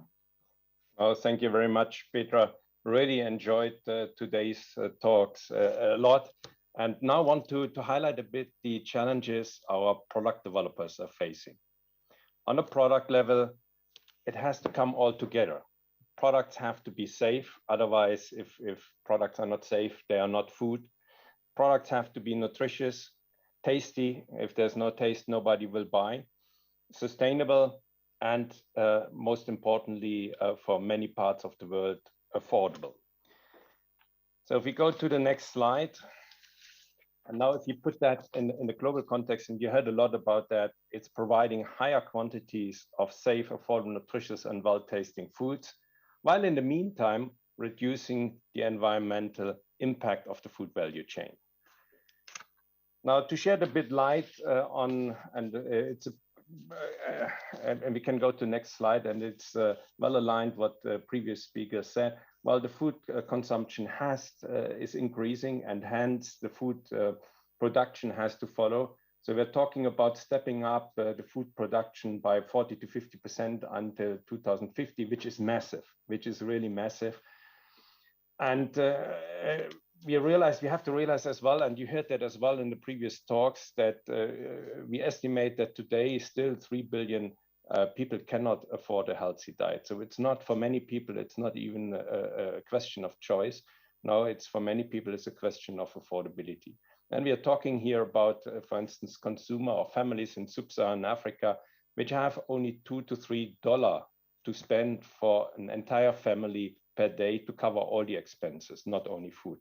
And in this $2 to $3 budget, typically food accounts then for 40 to 50% of the expenses. So affordability is a big issue. And that is then closely linked to food insecurity, and in many countries, there is still up to 50% of the population who has no access to food, so which is insecure when it comes to nutritious food. Well, then the second dimension, and also that was mentioned several times, is then the environmental footprint of the food value chain. And there are two focus areas. One are the greenhouse gas emissions, and you see that here on the left-hand side, roughly 1/4, and the estimates, they vary a bit, sometimes 20%, sometimes 30% of global carbon emissions are associated to agriculture, forestry, and food production. Now, when it comes to Nestle, we also did obviously an analysis of our own footprint. 55% of our greenhouse gas emissions are linked to our ingredients, so 55 to 60%. And that might surprise you, 18 to 20% to consumer usage, so cooking, food preparation, and so on. And the rest is then packaging, manufacturing, and distribution. The second dimension is plastic waste. And you see that here on the right-hand side, packaging waste accounts for the majority of plastic waste, and 70% of flexibles, so foils in the EU, they are food contact materials. So we can assume that the food sector is here also a major contributor to packaging waste. Now, both issues are closely linked. As you can imagine, on one hand, stepping up food production means also more stress on the environmental system. So we have to solve both issues in the meantime. And that brings me then to the next slide. The question is now, if we look at the product level, how do we manage trade-offs? And we have various trade-offs to consider. Much more, I started in this company as a product developer 21 years ago. And I must say, my life at that time was much easier than the life our today's product developers have. At that time, it was already the tension field between taste and nutrition, how to reduce salt, sugar, and fat in products and still maintain some taste credentials. So that is still ongoing work, and it will never end for the entire industry. And there's good progress, but there has to be more efforts to be made. But then there's also, in the meantime, the tension between nutrition and affordability. And you heard a lot from Eileen. She mentioned that very nicely. So that we also have to consider. Then the tension between affordability and sustainability. You heard from Eileen, typically sustainable diets are pretty affordable, maybe with the exception of high quality protein. That's in sub-Saharan Africa and some parts of the world still challenging to get into products in meaningful quantities. But then you have also the trade-off between affordability and packaging. If we go in some of low income countries, yes, we can work with refill systems, but there are limitations when it comes to transport emissions. There are limitations when it comes to hygiene conditions. So as a matter of fact, often we have still to pack our products. And now there's no infrastructure for recycling. So to go in a plastic format is probably not the best for the environment. So we have to move them to biodegradable solutions and paper solutions. And that means much, much higher cost. And how to manage this trade-off is really not easy. Now, if you move to the next slide, so how do we manage those trade-offs in the best possible way? Well, we need to find solutions by combining different scientific expertises along the innovation process or the food value chain. And you see here one example, and we heard a lot already today about plant-based foods. And it starts already with the agricultural sector, agricultural science, selection and breeding of plant varieties. I liked a lot when Millennia and Jaya both talked about the natural variety. You know, people often quickly jump into genetic modifications and gene editing, but reality is that nature offers a very wide variety of different crops. If you look at peas and lentils, so there are many different species of peas and lentils which are available and which we haven't considered in the past because we use these raw materials for different purposes. If we now want to develop, for instance, a plant-based meat analog, well, the properties we need are very, very different.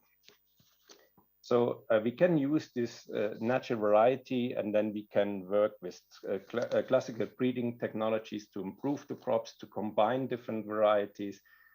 And at the end, we start then with the best possible crop. And that's very, very important, not to optimize only later during the food processing, but to start already with a raw material which is much more suitable for the purpose we intend to use it. And then we have the agriculture practices. Also there, it's very clear. If you look at the global level, agricultural systems are suboptimal. And we can still do a lot in pruning of trees and improving the way, for instance, fertilizers are used. Typically, they're administered very generously and not very local, and probably not always at the best time. Then the next expertise we need is food safety and analytical sciences, because we need to manage contaminations, anti-nutritional factors. Let's not forget that some of the crops we use, peas and lentils, they have anti-nutritional factors to protect themselves. The plant is protecting itself from getting consumed by an animal. And those have to be managed. On one hand, we can do that by breeding, selecting the best varieties, but later we have then also to control the raw material. And that accounts also for adulterations, allergens, which need analytical sciences and the latest analytical technologies. Then nutritional science to balance the ingredients and the nutrients in terms of quality and quantity. Then we have food science, and Remco talked about it, for instance, that I liked a lot the 2D dry fractionation. I think it's a great idea, because if you overprocess those raw materials, first of all, you might lose some nutritional credentials, but then equally important, the environmental footprint is not improving, it's getting worse. Culinary expertise, very important that our chefs are giving the final touch to the products, because we need to convince people globally to adopt plant-based diets. And also that had been discussed a bit. Well, if we convince here people in Europe and in North America to eat plant-based diet, that's not enough. They need to be adopted also, for instance, in Africa and Latin America, where it's maybe also a question of affordability. And then big parts also in Asia, where the meat consumption is still on the rise. Even if some parts of the world would go vegan, which I'm not necessarily advocating, but if that would happen, it would not be enough to offset the growth in meat consumption in other parts of the world. And the angle how we convince people might slightly vary. First of all, there needs to be great taste. But then if you bring those products, for instance, to Asia, maybe we are talking more about the health benefits than the sustainability benefits. So it depends always a bit on the angle, how those products also position. And then food pairings, also very important. and Thomas, I know you're doing also you did a lot of work there, how to pair the best aroma components and how to combine foods to get at the end the best results. And then last but not least, packaging science. Well, if we want to have sustainable products, sustainable packaging is an integral feature the offer. We go to the next slide, and that shows then actually some examples. So there are challenges to create those textures, those fibrous textures of meat, for instance. And typically we do that in a process a bit like pasta making. You have a shearing, you have a heating, and then we get those structures on the bottom. You see here, for instance, an chicken analog made of soy, and you see nicely the fibers.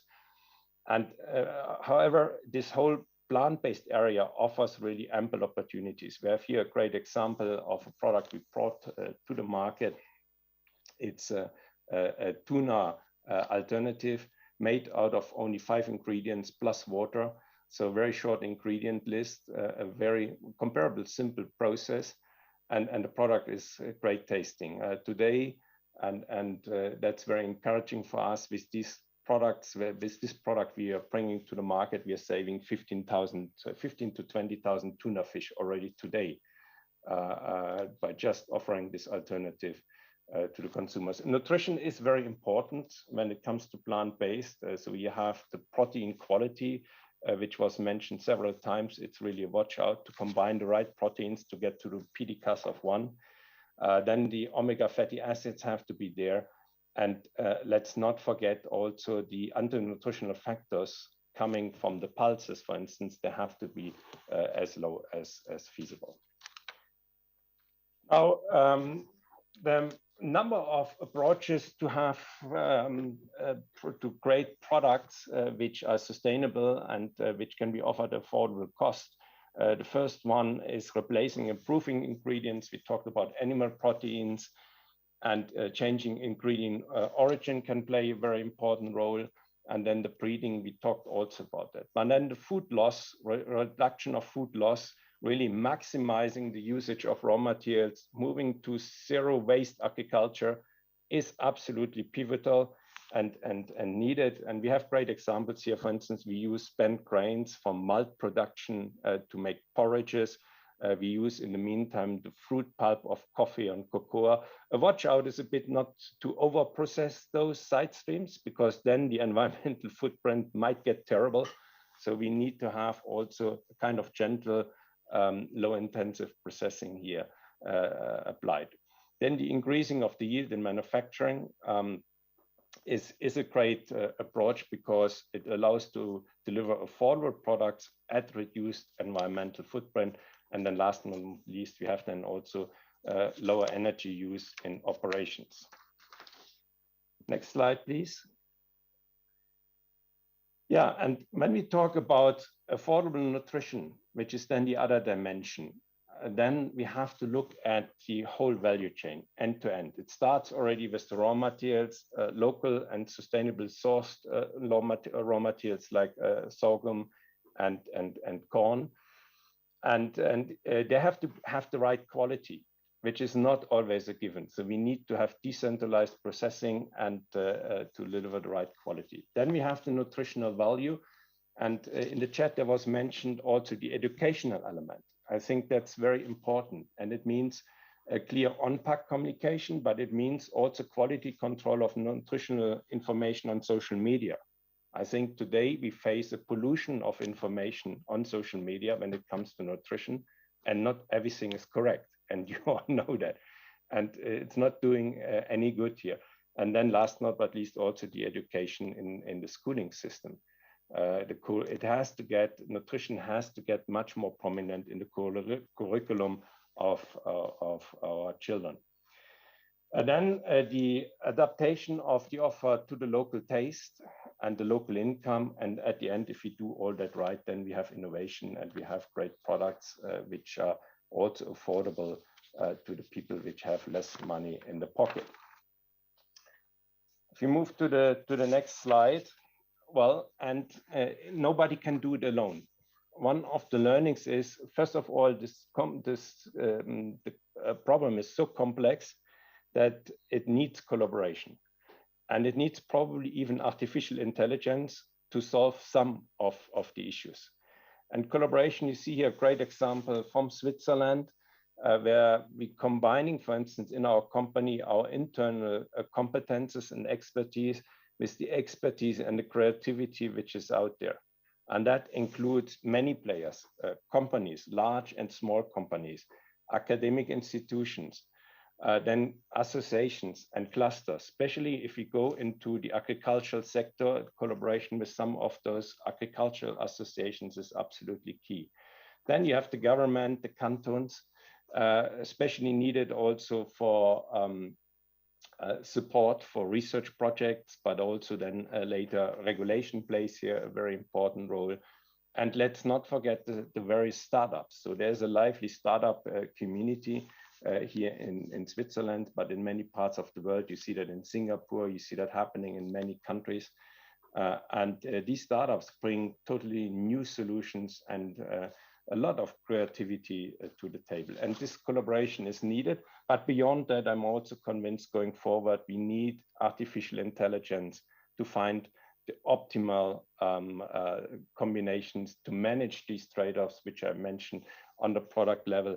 It's getting increasingly mission impossible to do that only with natural intelligence. We need supportive artificial intelligence to help here in this decision process. If we all do that, and that brings me to the last slide, then we can really all together deliver food which is good for people, but which is also good for the planet. And I'm a true believer in the transformative power of food. Food is linked to many of the global challenges, like carbon dioxide emissions and greenhouse gas emission, but it's also the solution to many of the global challenges. And so it's very motivating probably for all of us to be able to contribute here to solving some of those mega challenges mankind has never seen before. So I'm very excited about the different talks, and it shows that everybody understands also that we cannot look at single dimensions. It's a big error to address some of those issues in a unidimensional way, because then we are not able to manage those sweet spots. So we have to consider many of those dimensions relevant for our product. So thank you very much for your attention, and open obviously for any question. Thank you so much, Stefan, for bringing it all together at the product level and addressing all the challenges again. Yeah, so we have already a few hands up here, and I would start with Ian and then Sir Steve. Thank you, Petra, and thank you both to Jaya and to Stefan for some very interesting talks. Jaya, I thought your illustration of the sort of food technology as well as the nutritional improvement of your rice blend with adding oil to it was very instructive. The problem is, of course, that one of the issues will be which oils are available, and they will improve the functionality of the porridge and the energy content, but they won't necessarily be what we would have recommended from a nutritional perspective. I'm thinking of palm oil, especially palm oil from former forested areas that are the rainforests that are being turned into palm oil factories. That is not necessarily what's desirable. So it's a great sort of headline, but what about the practicalities of it? Are the oils that we would recommend available to people at an affordable amount of cost in order to achieve what you're talking about? Yeah, thanks, Ian. I'm sorry that I left you with the impression that I was talking about oils like palm oil. The logic of me bringing the narrative of mango seed was precisely because it doesn't impact on the contemporary oils in this part of the world. So here we are taking a seed that's going to be thrown away. So that's part of our valorization. And the interesting point I made was that surprisingly, the fatty acid composition of the mango seed oil, Ian, is remarkable, that it's got roughly the same amount of oleic acid as olive oil, as you well know. And the other feature is that it's got stearic acid, if I recall, about 30 to 25%, which is what you get in cocoa butter. So I may have sort of misconstrued my narrative, and I'm saying, how do we get low cost oil when oil is such an expensive commodity in developing world? Point number one. So this was not a complete solution, but a alternative paradigm that we haven't thought about, because it affects three things. It affects valorization, it affects recycling, it affects the whole question of food waste, and most of all, the technology that you require. You don't need solvent extraction to get the oil out of the seeds. So all you got to do is to crack the seed. Using a cold press, you can get this. So the point I'm making is that, as we said a moment ago, if we put our mind to solving these problems, then I think it's a soluble problem. So I hope I gave you the idea that this is now thrown away into landfills in all parts of the world. And the point was that, what next?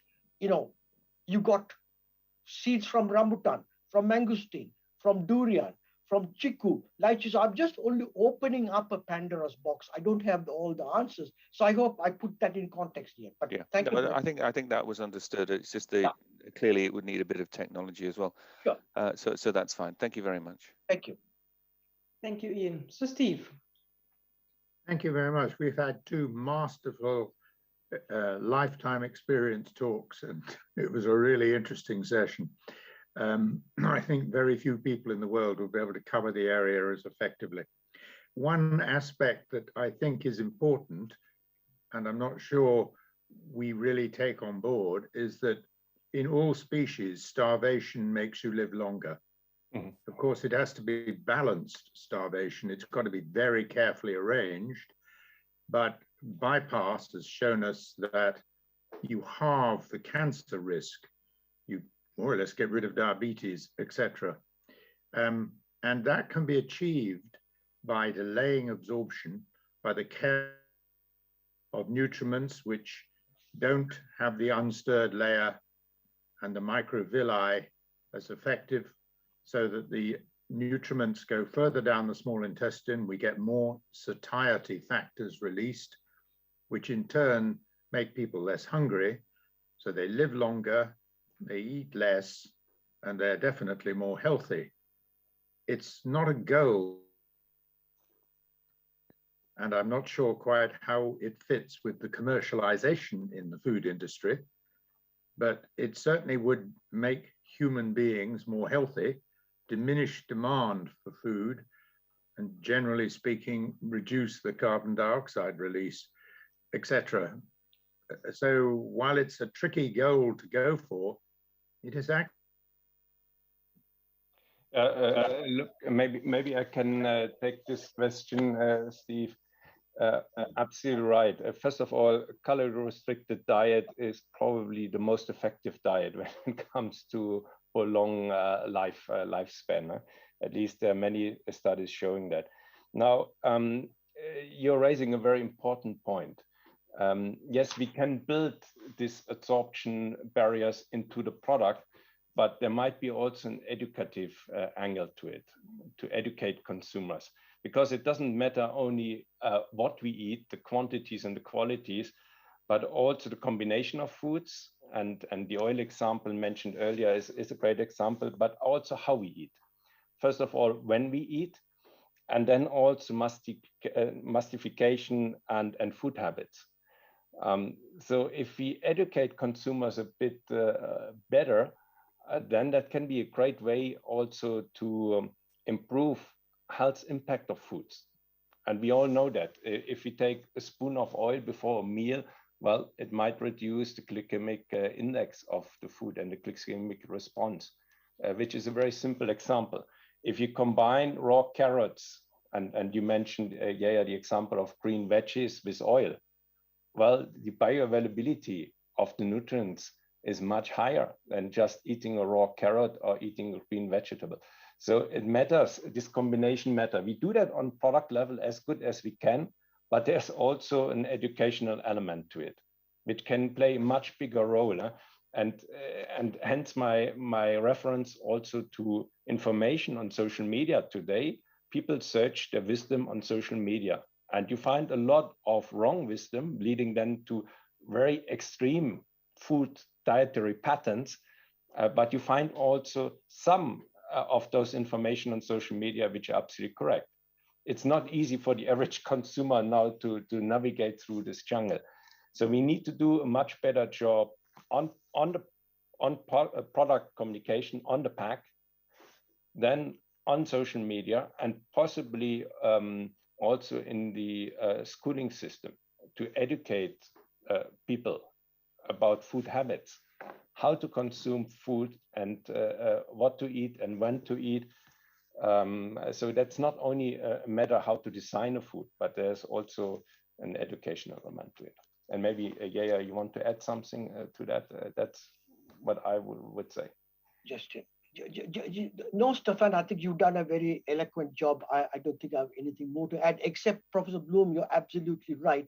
But just a caveat to that is that it looks like in the human species, the time when you are going to interject semi-starvation or starvation may be quite important, meaning that actually, contrary to what happens in animals, if you provide restricted calorie intake at a very early stage of life, then the fingerprint of that is indelible, meaning if you provide poor nutrition to a child before it hits puberty, it can never change its height.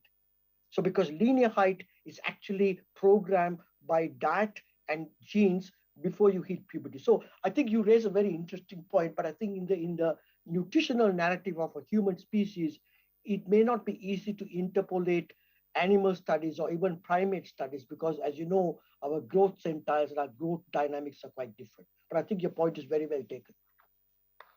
Okay, so we move to the next question. Erich, you want to go next? Yeah, I have a bridging question for Stefan and for Jaya. So when we look at these meat analogs, these plant-based meat analogs, and we are on a great way to develop these, as the tuna replacement shows already. So I guess we have the help of a movement which has become a real movement, the flexitarians in our highly developed communities and high-income countries.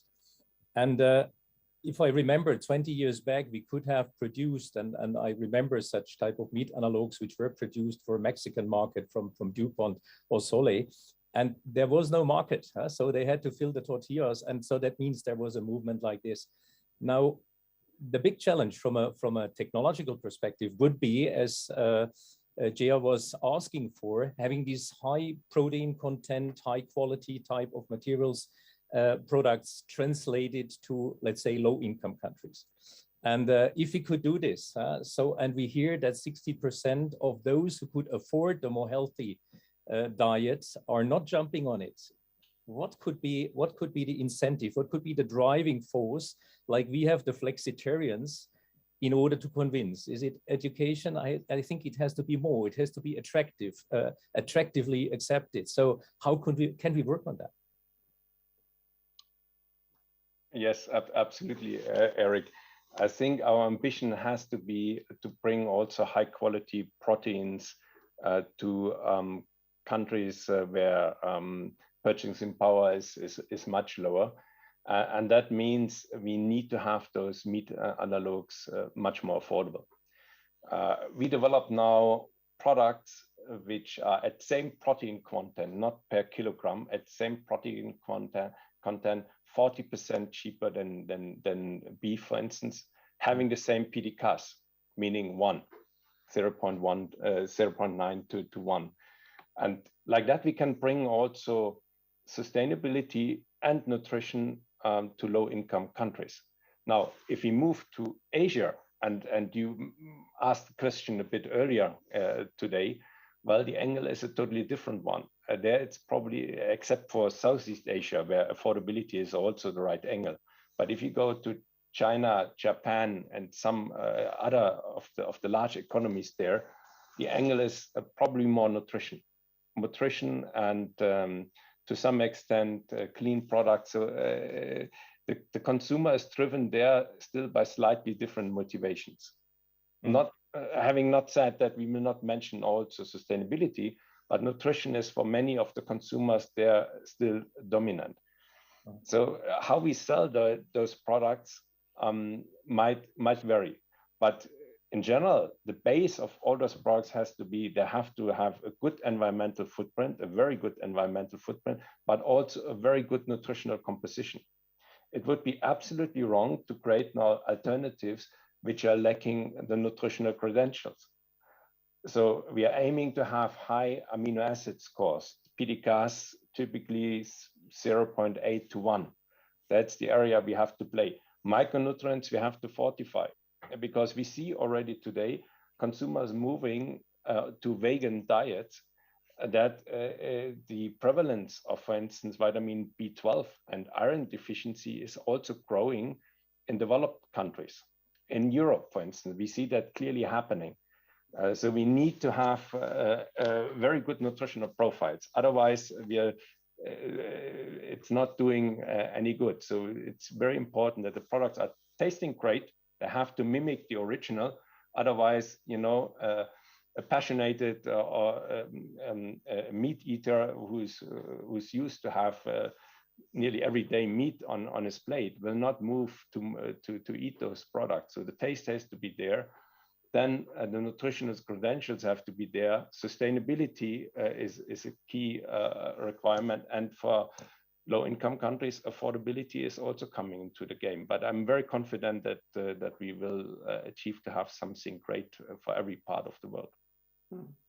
But will this be sufficient for the acceptance part? You know, that this driving force like the flexitarians for us? Because if I hear 60% are not jumping on the more healthy diet, what is from the perspective of a low-income country, what could be the trigger? I don't think they believe in the flexitarian movement. So what could be an incentive? So I agree fully with you. So that all these elements have to fit, as you said, sustainability, the nutritional value, everything. But what triggers the acceptance level? What works pretty well, if you say you have a great protein quality for fairly affordable cost. That's an angle which works, which people typically understand.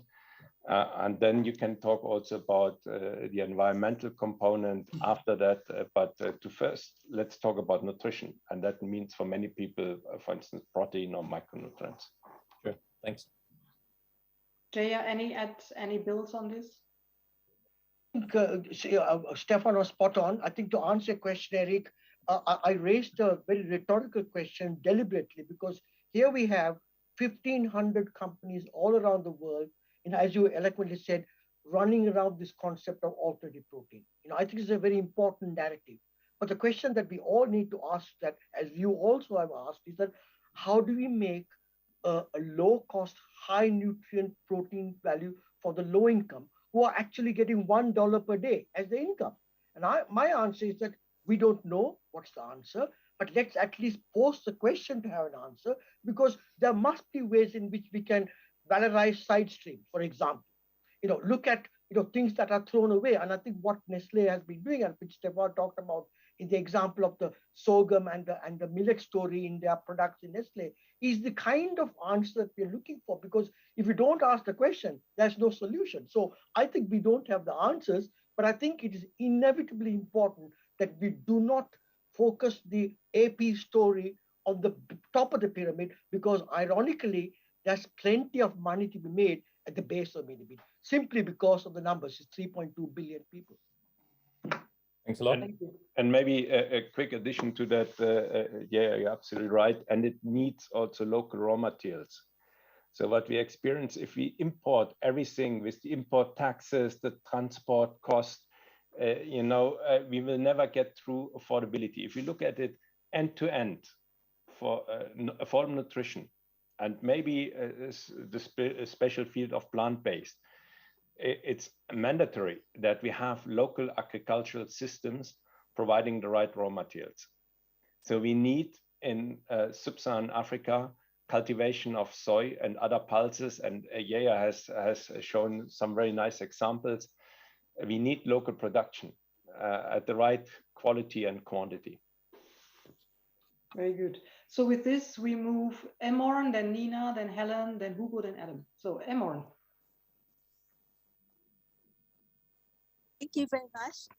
Excellent presentations for both.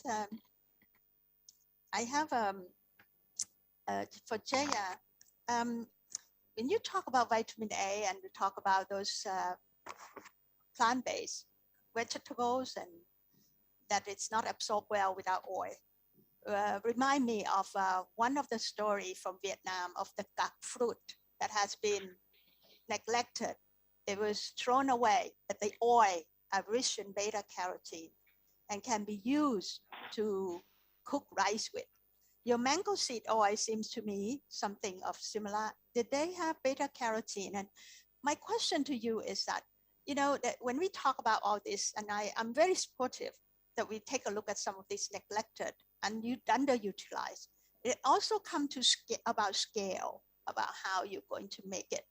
And how do you convince someone from like Nestle and other companies of the like, that this is something of the future, a local product that could be invested to be able to use for their product and enrich it, food to food, rather than putting chemicals in it. You can put food to food, fortify with what is the local ingredient. So that's one of the things that could go for both of you. But can you say something about what do you see the future of something like mango seed oil and the like of it? Okay. And how to do that? And the next thing for Dr. Spauser is that can I ask you, the taste of each region is different. So the consumer taste is not only the price, the taste. So when you want to lower sugar, salt, and fat, it's somehow come with replacement. Are we trading off like sweetener? They're mainly be used in so many products to try and lower sugar level. How are we moving into a danger zone of not so safe? Is there a limit of those things that we seem to add for sensory to be able to get consumer to buy? But really, it may not be so good for their health. Is that a trade-off that we have to? And so, yeah, over. Thank you. Can I go first, Stefan? Yeah, no problem. So you talked about valorization of side streams, and we started looking at our value chain and also the value chain of our suppliers, and tried to valorize now everything in this value chain. And that are spent grains, I mentioned the fruits, but we are looking also, for instance, in the press cakes of oil production, which are very rich often with proteins, and we can use that as excellent raw material for some of the products. Now, and then the example you mentioned, yeah, is a great one, and we should really explore all those dimensions, side streams. If we don't have to apply extensive processing, can be of great value. I saw, unfortunately, also a number of examples where then the processing component, and Remco highlighted that very nicely, was getting so significant that at the end, the side stream had a larger environmental footprint than the original raw material. And that's a bit of watch out. We really shouldn't go there. We should remain in fairly gentle processing, low energy intensity, and not too many steps. If we do too many steps, there's not only the risk that we are losing nutrients, but even more importantly, we're getting a very large environmental footprint. So we're looking in our entire value chain, and many companies are doing that, not only Nestle, and I think it's absolutely needed. At the end, we have to aspire zero waste agriculture, to use everything which is coming from the field and to grow everything on the field with the minimal usage of agrochemicals and interventions, and to have a healthy soil, to nourish the soil instead of nourishing the plant. So that's super, super important. And I think we are on the way there. So we are making good progress, but we have not to accelerate. We have now to scale.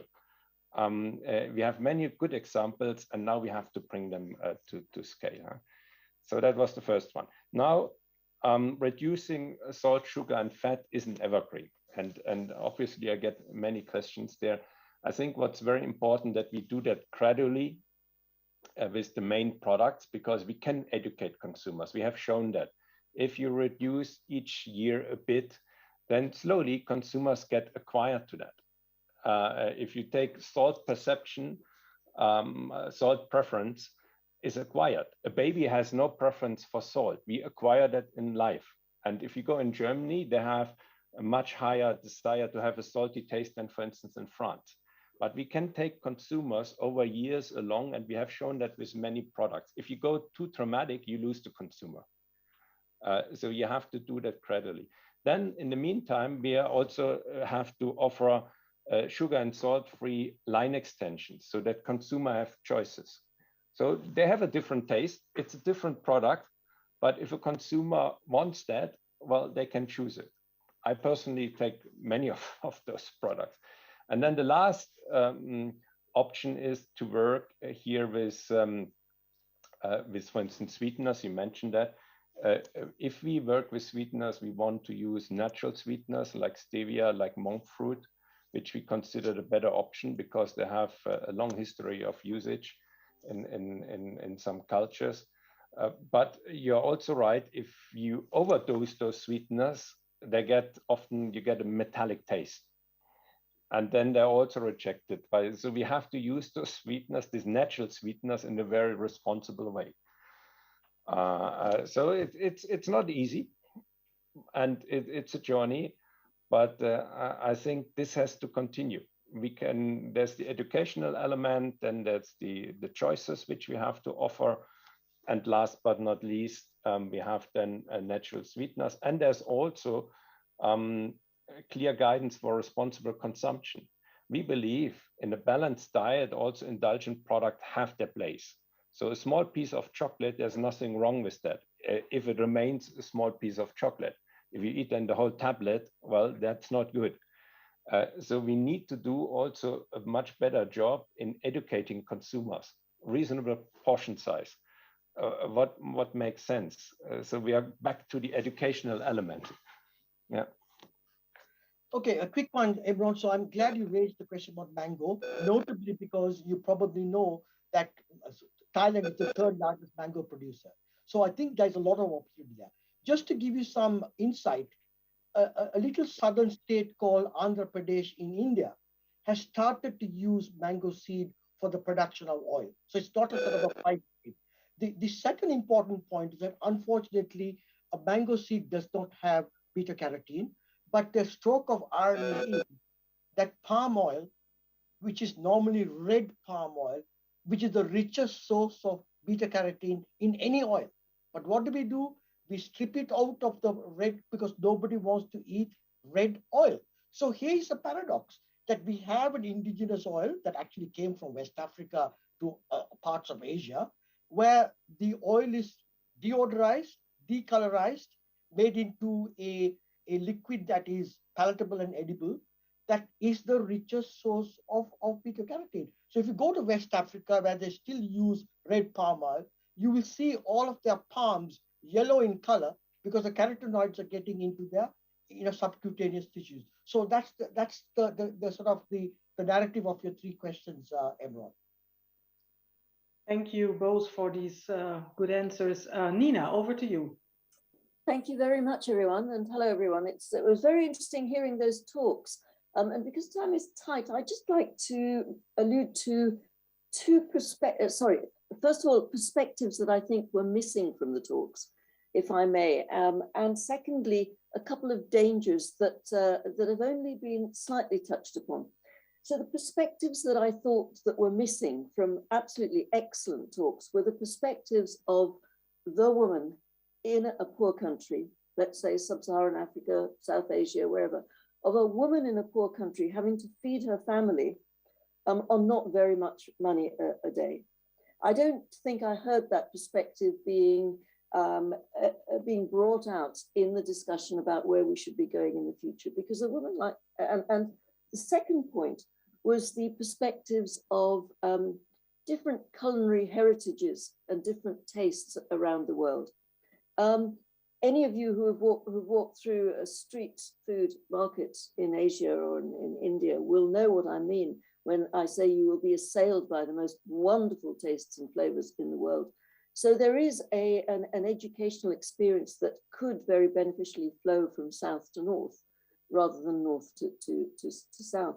And the third point I'd make is about the wisdom of some very, very long-lasting agrarian agricultural societies who actually know a great deal and have had thousands of years, hundreds of thousands of years of experience of food preservation in different ways. And bringing these all together, I would say there is the perspective of not providing a finished product, a ready-to-eat meal, a meal that is full of complete with flavor, texture, and everything else, but perhaps something that constitutes a 21st century raw product that enables a poor woman in a South Asian country to cook her chickpeas, her dals, without having to, and because these are easy to store, without having to rely on electricity that she doesn't have or time that she doesn't have. So in other words, it's talking about breaking up your food chain so that your end result is not a finished product, but constituent products.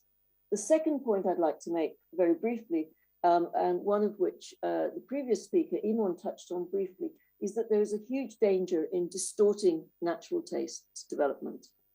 Huge, huge danger. We've seen this, I'm a neonatologist, and I have seen this played out very, very, very clearly.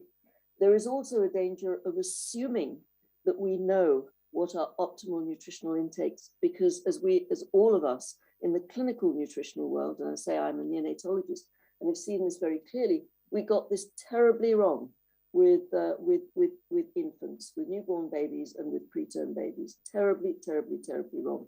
So making assumptions about healthy nutritional intakes, it does need to be viewed with caution, because there's far more that we don't know about healthy nutritional intakes than we do.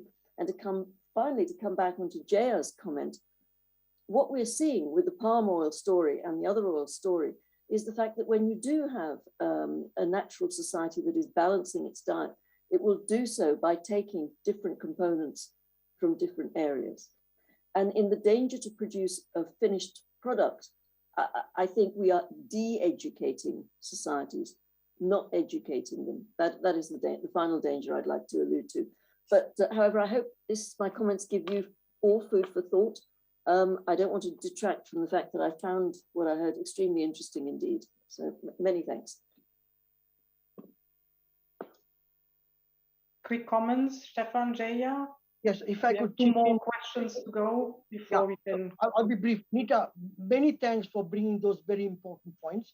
I totally agree with the narrative that you talked about, the women's perspective, but also the importance of cultural understanding of the transport of ideas from the east to the west. And I think the third part I also quite liked is that how are we not exploiting what you call quite rightly the indigenous cultural heritage. I think these are all very important points. And I think it's quite important that you raise these, because I also passionately feel like many in this audience that these are neglected areas. And I think it's important that we bring into focus these narratives as we move forward. So thank you very much for those very important points. Yeah, Nina, from my side, I do believe you're right that semi-finished products, ingredients which we have transformed so that they're easier to cook with, they pose still ample opportunities. If you take pulses, and people have to cook very long. If you take beans and you cook them over wood fire, you need a lot of wood to cook those beans that they are digestible. So that's just one possibility where the food producers can do much more. Then we have chilled doughs, which we are, for instance, selling in Switzerland and some parts of the world where you can prepare your pizza using the dough. And last but not least, there's also a clear trend towards delivery systems working with ingredients, where you go on a web page. Freshly is such an example. You compose your or you select your food, and you get all the fresh ingredients delivered to your home. What's still key in all those efforts is to ensure that there are cooking skills of the consumers are also there. If you take plant-based foods, we talked about them a lot today. It's not easy to cook with those. So we can work with meal kits, but we have also to educate a bit more consumers how to cook. In some parts of the world, unfortunately, consumers totally forgot that. So I like your comment a lot. Culinary heritage, I touched upon that when I talked about in the value chain about the culinary skills. So we have kitchen chefs in each part of the world. We have top chefs, which are helping us to adapt the product to the social needs. And yes, you're right, we shouldn't overdo it. I'm also not a friend of over-flavoring products, that they're getting so dominant. It has to be subtle, it has to be an authentic flavor. We work a lot with spices. And so the culinary component, the local component, plays a very important role. And yes, I think the West can still indulge much more into the culinary richness and heritage of developing markets, like we call them, low-income markets. There's a lot to savor and to explore. And it can bring also new excitement in our cuisine. For instance, in Europe or in North America. So I'm fully on board here. First of all, the semi-finished products are posing still big opportunities, but also the local taste component and the culinary heritage, which is what Jaya mentioned, the heritage in terms of seeds and plant varieties, which is available, still a bit underexplored, and there are still big opportunities which we can leverage. Thank you. We're running a bit out of time, but Helen, I would give you the chance for a quick question and hopefully a quick answer. Thank you, Petra. And just to say thank you and the organizers for making this fantastic roundtable available. I've really learned a lot and enjoyed all speakers. Commenting more specifically on the session, the Jaya and Stefan's talks, again, fascinating, really learned a lot. I had just a response to an earlier comment, and then I just wanted to raise another matter. Just the issue was raised about starvation and how for humans there seems to be benefits, but as Jaya very quickly reminded us, it has to do with timing of the life cycle. So there might be benefits to adults from the point of view of diabetes and chronic disease, that starvation has benefits. It's very critical that children and indeed pregnant women, the programming for later disease in life is established in those early years. So as Jaya has reminded us, starvation is never an option for the health of either pregnant women or young children, and particularly not just in terms of height, as Jaya reminded us, but particularly brain development. There's, fascinating evidence now that children's brain development from the womb right up until the age of about 10 years strongly is dependent on micronutrient exposure in the mother during pregnancy. So that's a fascinating area. It brings me on to a point I just wanted to raise. Jaya showed us really compelling images of those emaciated children with their clearly malnourished children, and then side by side children suffering from obesity. And just to remember, the underlying micronutrient depletion is there also in the obese children. So we tend to think it's a problem about feeding the children with the marked malnutrition and trying to limit intake, but we, as well as limiting calories to prevent the pandemic of obesity worldwide, we need to be focusing on, micronutrient malnutrition can exist side by side. Finally, a short question, but we'll just have maybe a short answer from Stefan and Jaya. Is anything being done? So there's the wider micronutrient concern that will be exacerbated as we move toward plant-based diets. So most worryingly for people in low and middle income countries, but actually throughout the world, if there's a move towards plant-based diets, I don't hear enough of focus of two micronutrients in particular that are already real problems throughout the life cycle, throughout the world, and will only ever be exacerbated. Is anything being done on the technology side to address iron, for which isn't nearly as bioavailable from plant sources as it is from animal sources, and vitamin B12 that there are no plant sources of? So if you move away from a diet that contains animal products, it doesn't have to be animal flesh, you will get a supply of B12, but there are no plant-based sources. So just that question to both colleagues. Please, a very short answer because we are really running out of time. Yeah, maybe iron, what's often forgotten, we are providing each year 40 billion doses of iron in form of the Maggi cube, which is used then to cook with vegetables in Central Africa. It's 40 billion doses per year. And it's reaching nearly every household in Central African region. And then now more specifically to products, we started to fortify some of those products with vitamin B12 and also with iron. Iron is not easy because you have the interaction with the product. So it's technically not the easiest job, but we are doing fortification of some of those products. By the way, also for affordable dairy products and nutrition products we are selling in Southeast Asia, we have developed new fortification systems when it comes to iron and vitamin B12. Yes, very important to have also sufficient supply. And some of our plant-based products we fortify also with vitamin B12. Yeah, any last very short comment? I think Helen, nice to see you as well. You're spot on.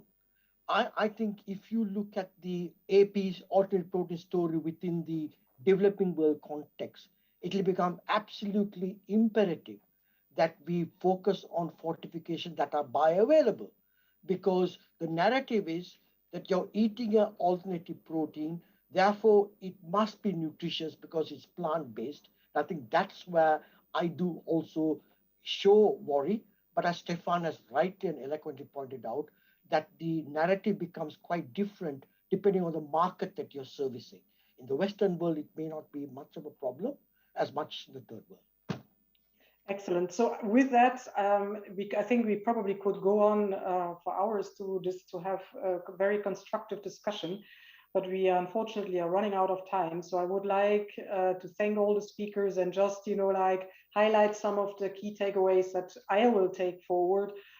We need to fully understand the interactivity within food systems and understanding how we can make changes and creating trade-offs which actually are not putting any danger on people. And considering the cost of healthy diet is an extremely large challenge for all of us. We have heard from some of the presenters eventually some ways of how we can really get there by bringing together technology, but also nutritional quality that also delivers on the sustainable goals that we all need to achieve.